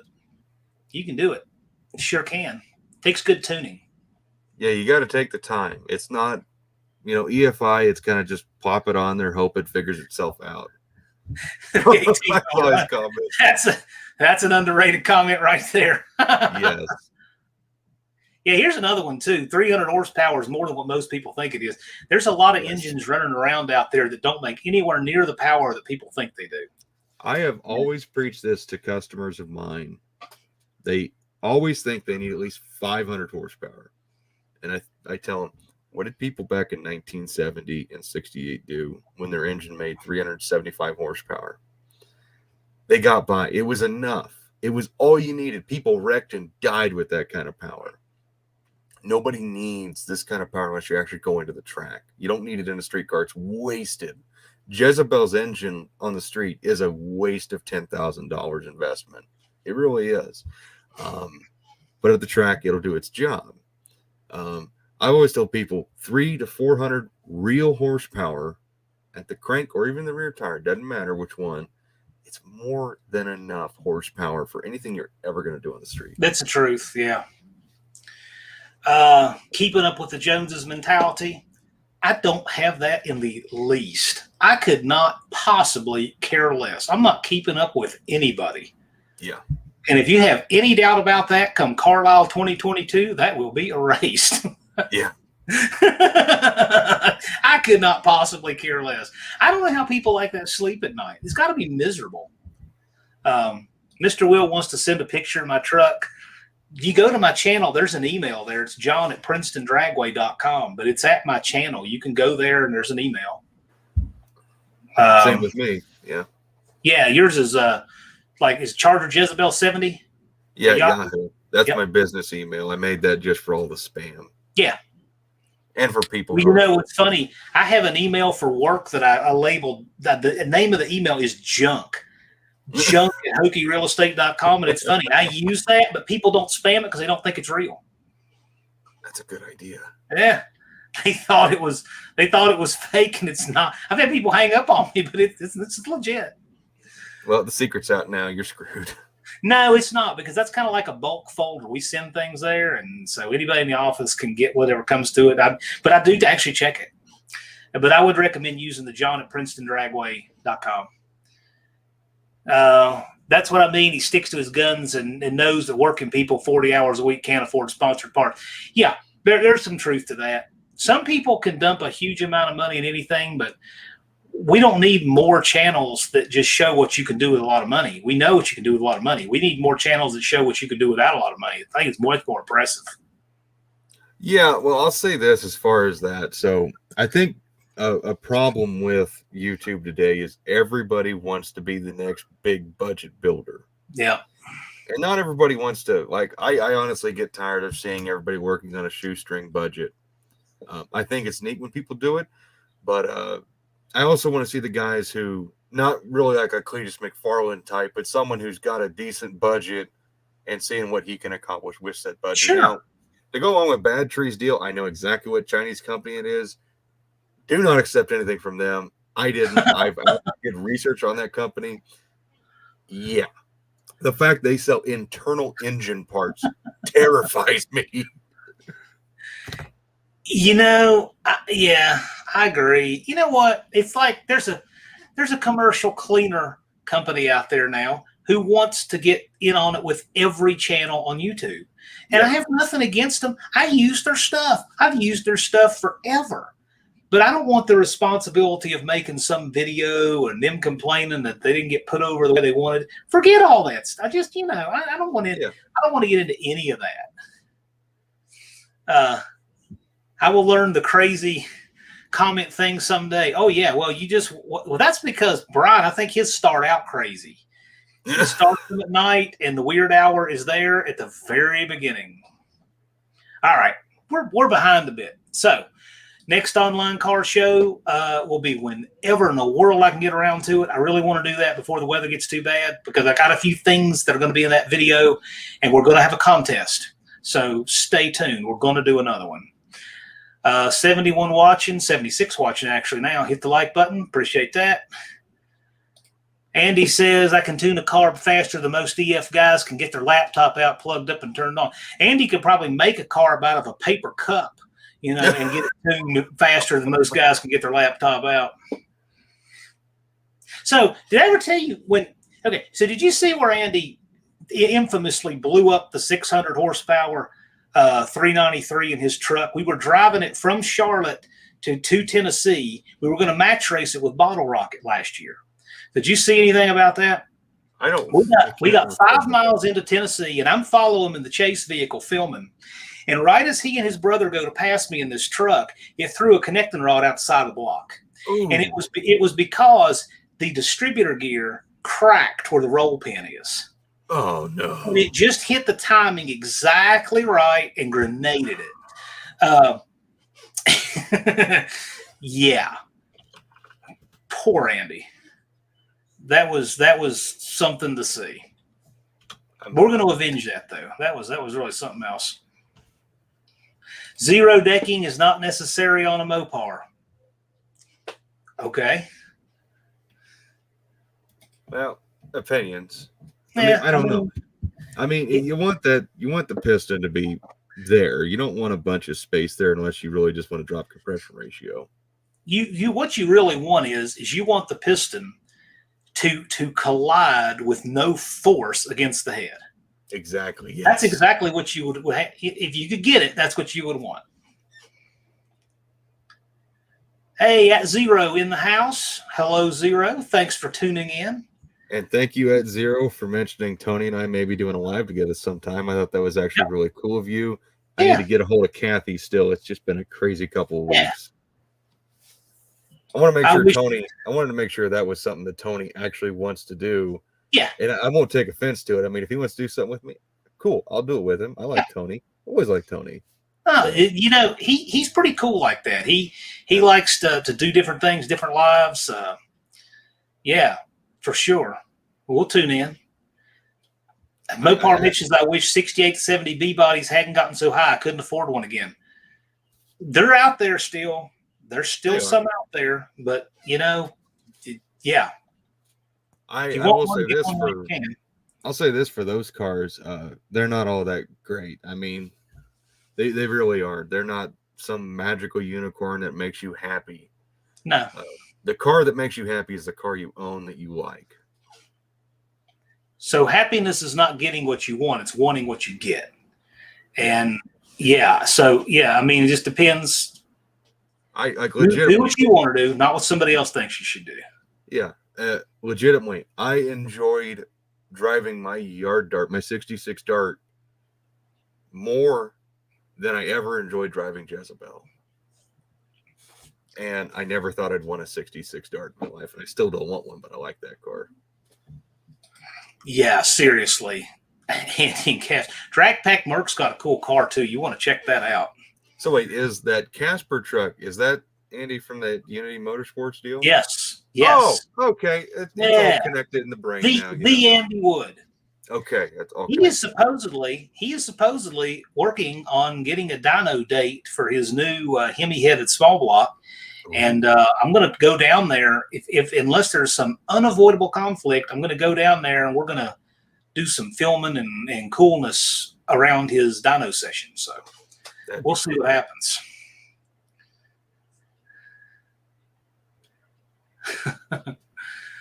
Oh, Wild Rose says his stroke rolls has 025 off the block deck, 50 off the heads. Yeah, I mean, engines are all different.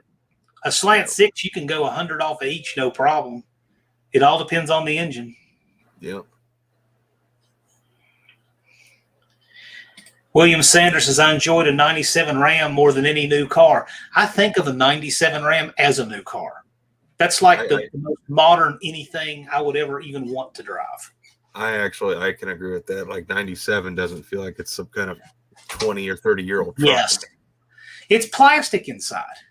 Yeah. It's plastic inside. So I daily drove a 1970 Dart in 94, 95, 96.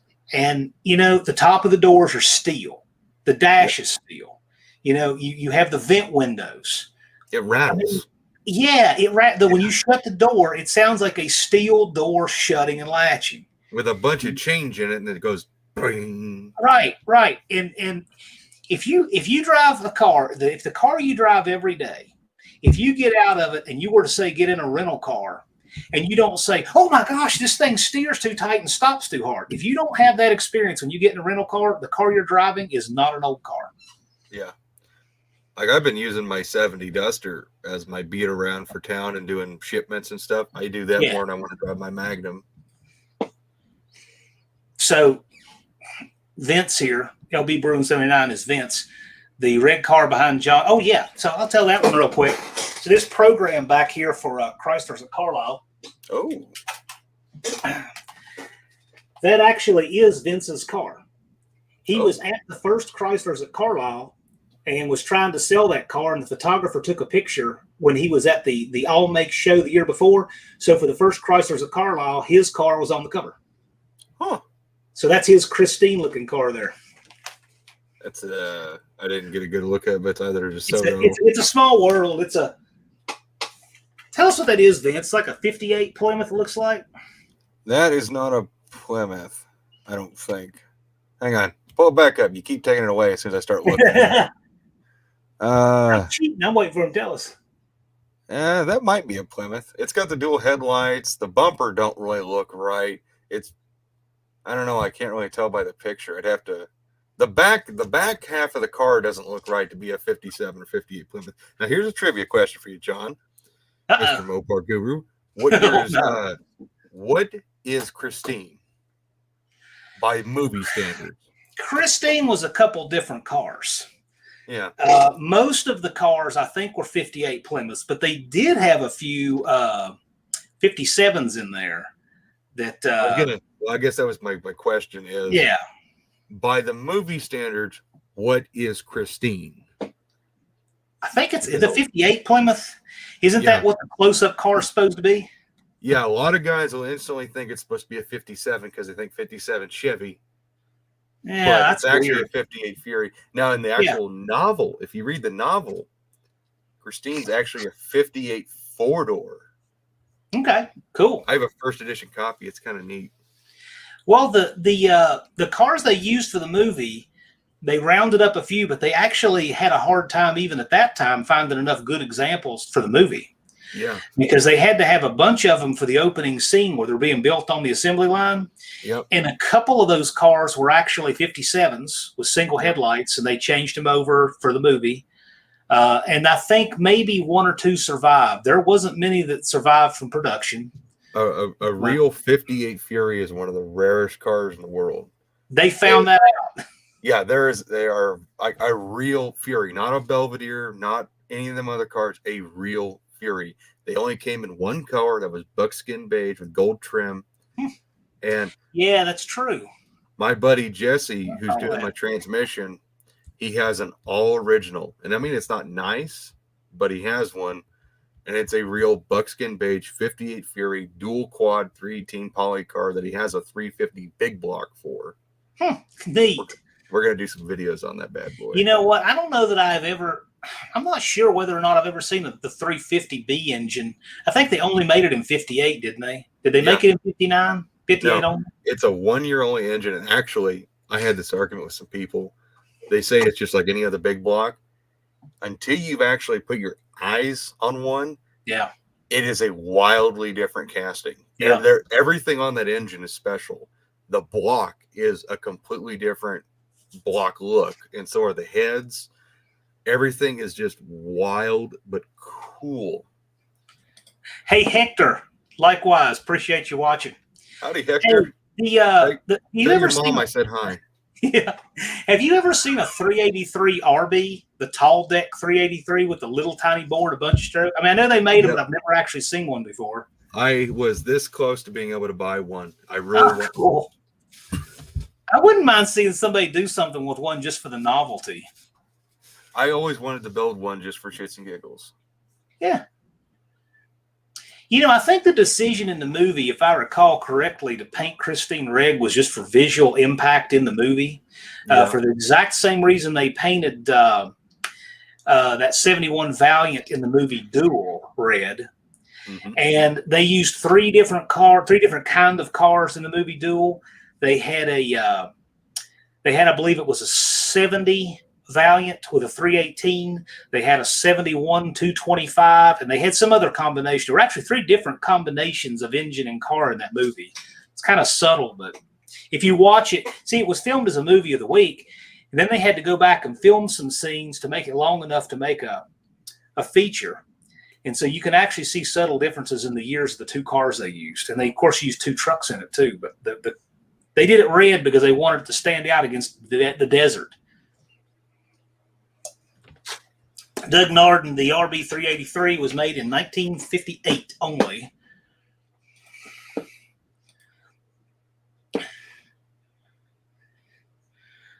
What color was the General Lee? Chevrolet orange. Yeah, it was a like Corvette. Yeah, something orange. 75 Corvette orange. There are three different oranges they used for in total for all the different productions. I mean, for the TV show, the movie.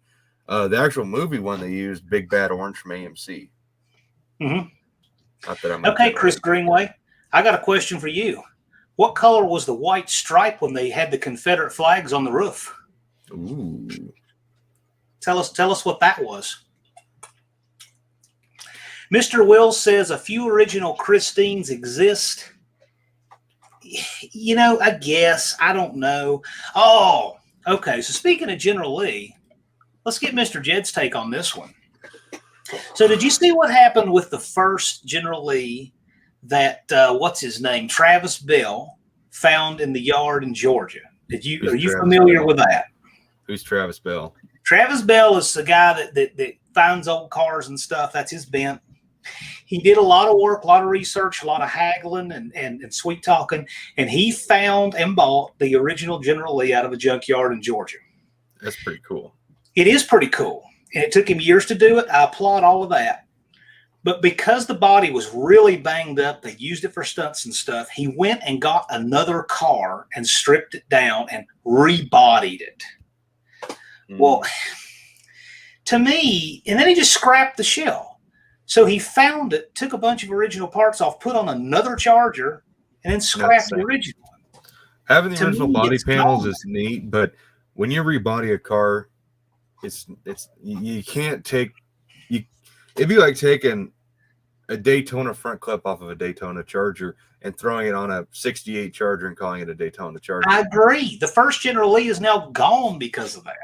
Yeah. I think he should have gone to any lengths to save that shell and kept that VIN, and he didn't do it. And I hate that. Doug Narden, correct answer. It was tape. They actually used medical tape to do the flags on the roof because it was a lot less work to just do a 1-inch stripe of medical tape and frame that thing in and clean up the ragged edges when they would paint those flags. So you're exactly. I gotta go ahead and I gotta address this to Mr. Will. Brand new comment.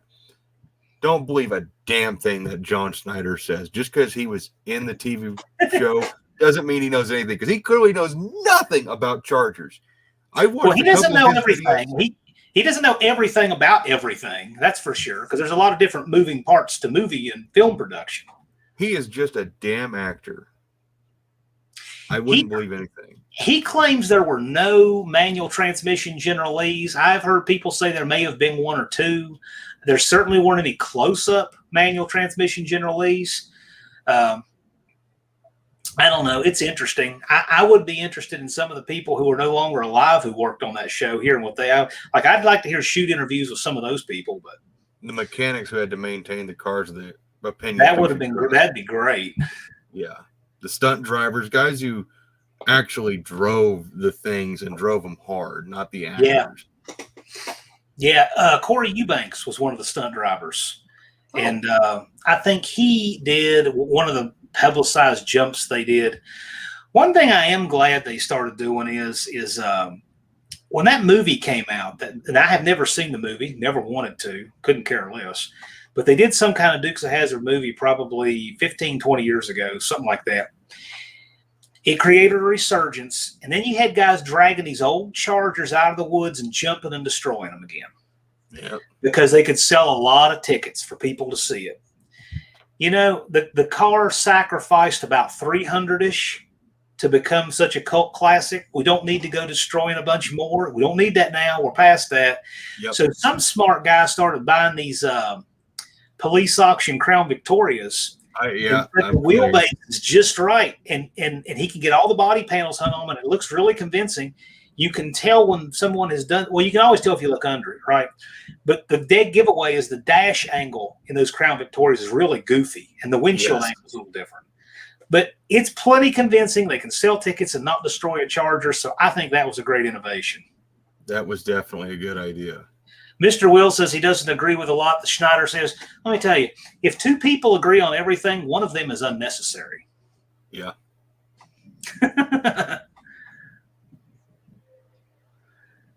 If I saw a 58 Chrysler rolling slowly down the street, I'd dive into the bushes. I think you're gonna need something a lot steadier in the bushes. Here's one of these odd questions. I guess this is supposed to be a trivia question. What was the nose of the 70 Mercury Cyclone spoiler? I don't know. I can kind of visualize it, but I don't really know. I'm not a Ford guy. Dad won't let me be one. Here. That's a good Andy question if he's watching that. A lot of that in Chicago. A lot of the generals came for the newer movie. Yeah, maybe so. Mopar Man is a General Lee. You don't say. I know quite a bit about the show in the car. He's actually got some cool videos, I think, in Branson, Missouri, near like a little gift shop deal. They're really neat. Yeah, he's in that area. Yep. Orange from a European transport company. Yeah, it was definitely not Hemi orange. A lot of people assumed it was, and it was not. No. I can tell you a little something about colors. I mean, like, for instance, this shirt, this is not Virginia Tech's maroon. This is not Chicago maroon from 1896. This is a photogenic modern maroon. So people don't actually go with the colors that are technically correct. They go with the colors that look best on camera. Yeah. Didn't Daisy have a Roadrunner before a Jeep? Absolutely. She had a 71 Roadrunner. It's yellow. And she also had a 73 or 4. Yep, that's right. That's right. I actually went and did some filming at some of the locations where they filmed that show down in Georgia. And I have footage of the original Boar's Nest, which is now a black church. And it's got a chain across where you can't drive in their parking lot. So you can't go in there and recreate the donuts, but you can walk in. And it's still there. The Boar's Nest is still there, and it's in good shape. So I agree with Brian's comment. I think they should put I missed it. I think they should put generals on trophy truck frames so they can jump them over and over. Okay. That would be cool to watch. I mean, it's kind of weird, but I would watch that. Definitely an orange color. What it exactly? No, we do know. We do know. I'm pretty sure the close-up car was like a 75 Corvette Chevrolet orange, for real. That's the main consensus I've always heard. Yeah, I'm pretty sure we do know what color that was. The problem and the reason there's disagreement is because, remember, those shows were all filmed on, ancient media, right? Yeah. So when people watch it, you're seriously 10 different televisions would give you 10 different oranges. That too, so, yeah. So when people see orange in person, they can recall a different orange on the car. So the only way to know is not to see the actual tapes or whatever. The way to know is to ask somebody who painted the cars. Yeah, well, and also, God dang it, I keep doing it. My brain's being forgetful. Well, we are getting to that late hour, and here's the thing: I won't tie you up. I mean, still a lot of people watching and commenting, but I'm not going to be mean to the guests. So, we can wrap up and take last questions whenever you want to. No. I had a thought about the whole freaking orange deal. It left my brain. It'll come to you. It probably won't. Well, if it does, it'll come to you about 5 a.m, and then you can go get on Brian's live. That'll be going, and you can tell us there. I got better things to send to Brian than to talk about color orange. My favorite movie car was a 70 Charger you mean 70 Challenger from Vanishing Point, or was there a Charger also in that? I don't recall there being a Charger in that. Yeah, I think he means a Challenger. That was Alpine White, since we're talking about colors. I like that color a lot. Vince caused an accident sitting in a stoplight in his 57 Dodge Coronet. Kids making a left in front of me and didn't notice they were drifting into traffic. Well, I can totally believe that. Wow. Brian says, no, I don't blame you. Oh, you're getting it anyways. Just take it with a smile.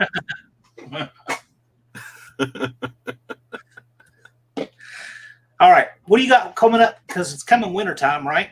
So it gets cold where you are, I'm assuming. Yeah, we get pretty harsh winters. Now, of course, people in Wisconsin would laugh at our winters, but yeah, we just like anybody else, we get really hot, humid summers and we get really cold winters. So what kind of stuff are you thinking of in the winter when you got to, obviously we shift the kind of stuff we do winter versus summer. What are you kind of looking at doing this winter to up the game? As soon as snow hits the ground, I'd stop working on the cars. They stop moving because of the road salts and the brine we get. It's probably when I'm going to actually focus on getting the Pro Stock Hemi done and start working on either the little Dodge Hemi I got or the 340 build. Very cool. I like to do engine builds during the winter when there's snow on the ground because, well, I ain't going to do it outside anyway. So, yeah. I'm definitely going to do one engine, depending on how much needs done. I got one that I'm going to do over the winter, and I've got at least one transmission to freshen up over the winter. So we will see. I'm sure I'll be making content from both. They still talk movie cars here. Yes, indeed. That was a Camaro crashed in Vanishing Point, so no loss there. Exactly. And I agree with Mr. Foots. The black TA, or the black Formula with the, it was a black TA with a Formula hood. That was the coolest car in Corvette Summer. Although I liked that off-brand Nova, that BOP Nova that the dude was chasing at the end. I like that car. Yeah. The Highwayman 68 Barracuda. Yeah, if you haven't seen that movie, that's worth a watch. It was not, don't worry, it wasn't a real Hemi car. I won't give away anything in there, but don't worry, it wasn't a real Hemi car, but it was a super cool clone in that movie. This is the time of year that the Midwest feels envious of birdsong out in the desert. I kind of like it out there. I wouldn't want to live out there, but I enjoy like the Las Vegas area because it can be 100 degrees and you're not sweating because it's so dry. That's true. Humidity sucks. Really nice. Wild Rose Garage. Yeah, he's in a place where, only a foot of snow, you just wear your flip-flops, right? And Blake is too. He probably laughs at us and we have, look at those guys, 18 inches of snow and they're not painting cars today. Yeah, I know. You guys have real winters. I get it. It's only -10 with a wind chill of -20,000. They don't know what it's really like here on the planet Pluto. You know what? I'm from a place that's more mountainous than this. I moved like 70 miles further east, but we have winter here, but we had even more winter there. And I've seen 36 inches of snow on the ground twice in my life. I know what real winters are. I hate cold. Just because I've seen it, just because I've lived it, doesn't mean I like it. I hate the cold. I hate the snow. I can't stand the cold. Every single day of the winter, all I do is think, how many more days is left in this horrible month? I do that every January and every February. I cannot wait to get those months over with. That's just the way it is. Yep. Hey, paint namers in the house. Wild Rose Garage dual 4-barrel could be inline or cross ram. Yeah. It's all just plenum design. Yeah. I will say this as far as that goes. Good night, sir. Dick Landy did a test back in the 70s trying to figure out what works best in the pro stock cars. And he found the closer the carburetors are in line, the more power the car makes. Hence why cross rams went away. Well, it was just to get the shorter intake runner, right? Is that what he was in a nutshell? Well, he was trying to figure out, what happens, say if your carburetors are here on the intake and, the closer he moved them in line, together, the more power the engine made. It was just more efficient. Instead of having your carburetor, like the old Sonoramic long rams that Chrysler used on the big early C bodies. Yeah. That was great if you wanted to make peak power at 2,800 RPM. Right. Yeah.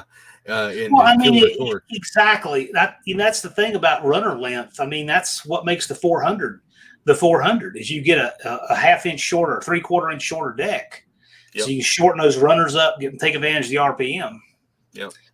Remember the yellow Corvette at the beginning of the secondary era? Not exactly. That would have been. I don't either. That would have been Magnum Force, I think, 1973. I guess it would have been a shark pit. Bear Roses in Idaho on the northern tip. Boy, you're up there, aren't you? We had 4 inches of snow the other day. He said just the tip. Where's Brian when you need him? I know. Oh, jeez. Don and Wendy, they've seen real snow.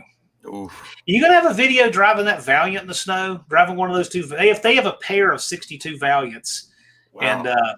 And it's they're. Let me tell you, Don and his brothers are fun to hang out with. We pitted together, so to speak, at Carlisle. They had a little hospitality tent. It was great. That'd be cool.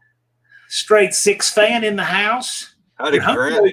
Your homeboy was here earlier. Jason was here earlier. I miss Grant. He waited until we got the transmission talk over with because it was traumatizing, and that's why I came in right now. Oh, Grant's had nothing but issues, but luckily he's driving that little Fairmont. Oh yeah, I mean stuff happens. Yeah. So Mopar Man was cold winters in Iowa. Yeah. You know what? that whole plugging cars in, there's a whole different lifestyle that goes with that. I don't even like a choke on a car.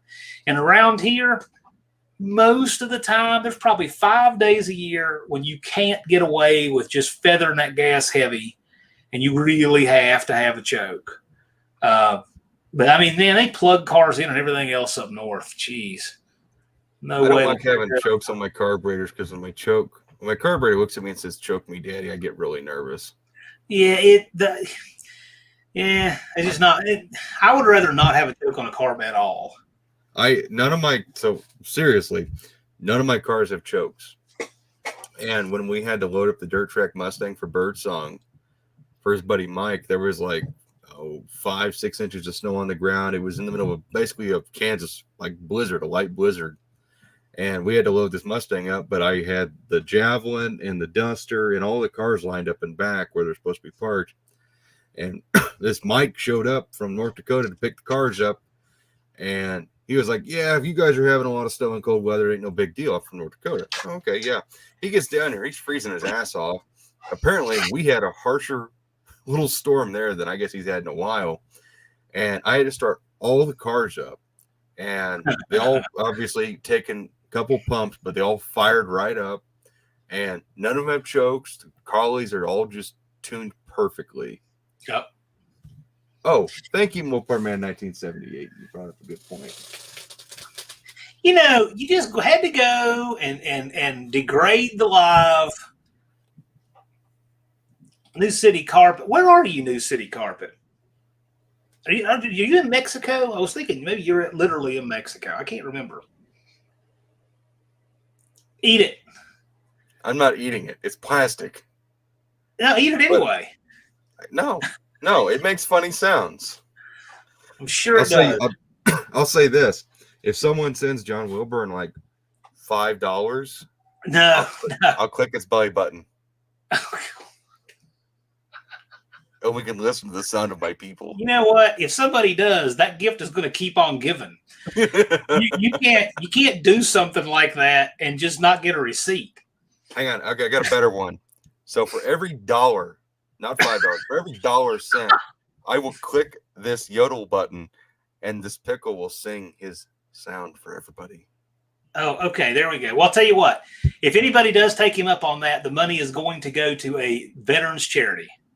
So there we go. Anything that comes from this will go to that.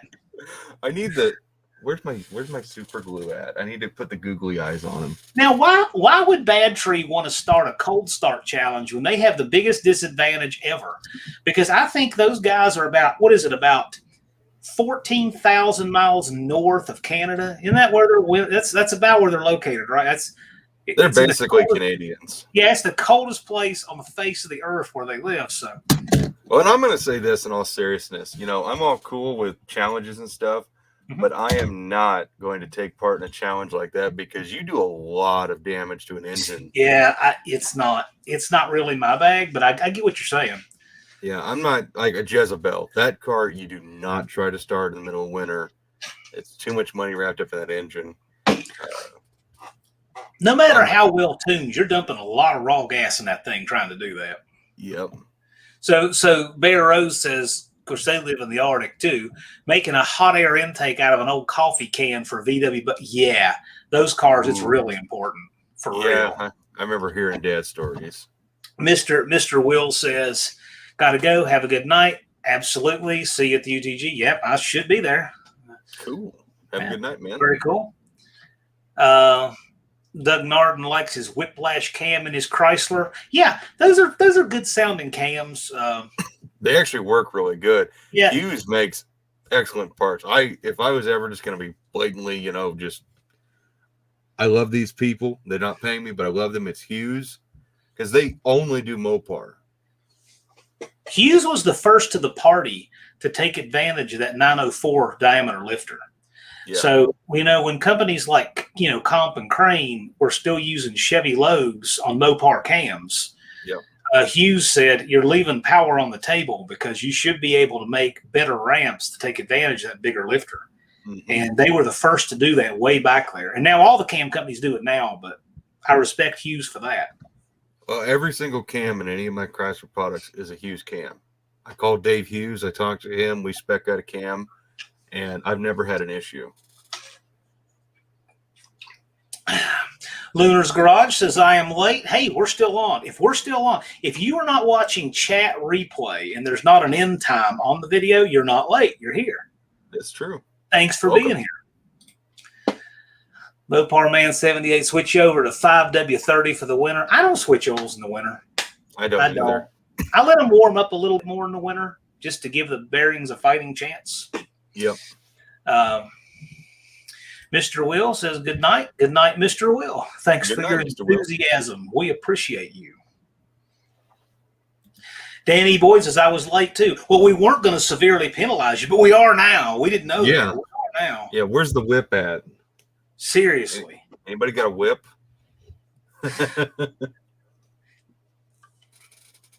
Well, I'm gonna be gracious to our guest here, and we're not going to keep him tied up all night. He and his pickle got things to do. So, any of you guys have any good questions for Mr. Jed? Now's a great time to ask.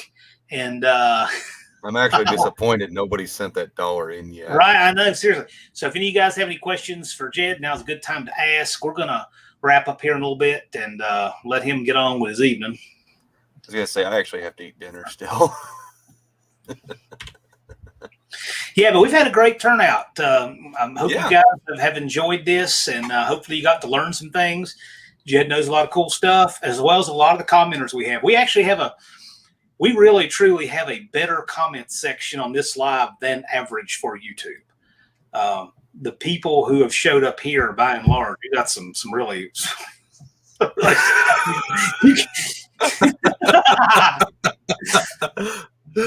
I've had a great time here, and now I have an even better time. Okay, that is so freaking ridiculous. I got to take a picture of it, or nobody will believe that happened.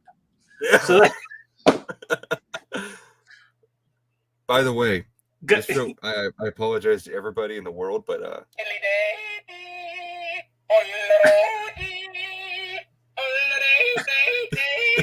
it just keeps going. It never shuts up. Right when you think it's going to be over with, it keeps. No, Drag Pack Merc sent in $2, so we got a yodel for Drag Pack Merc. God dang it! I just threw it.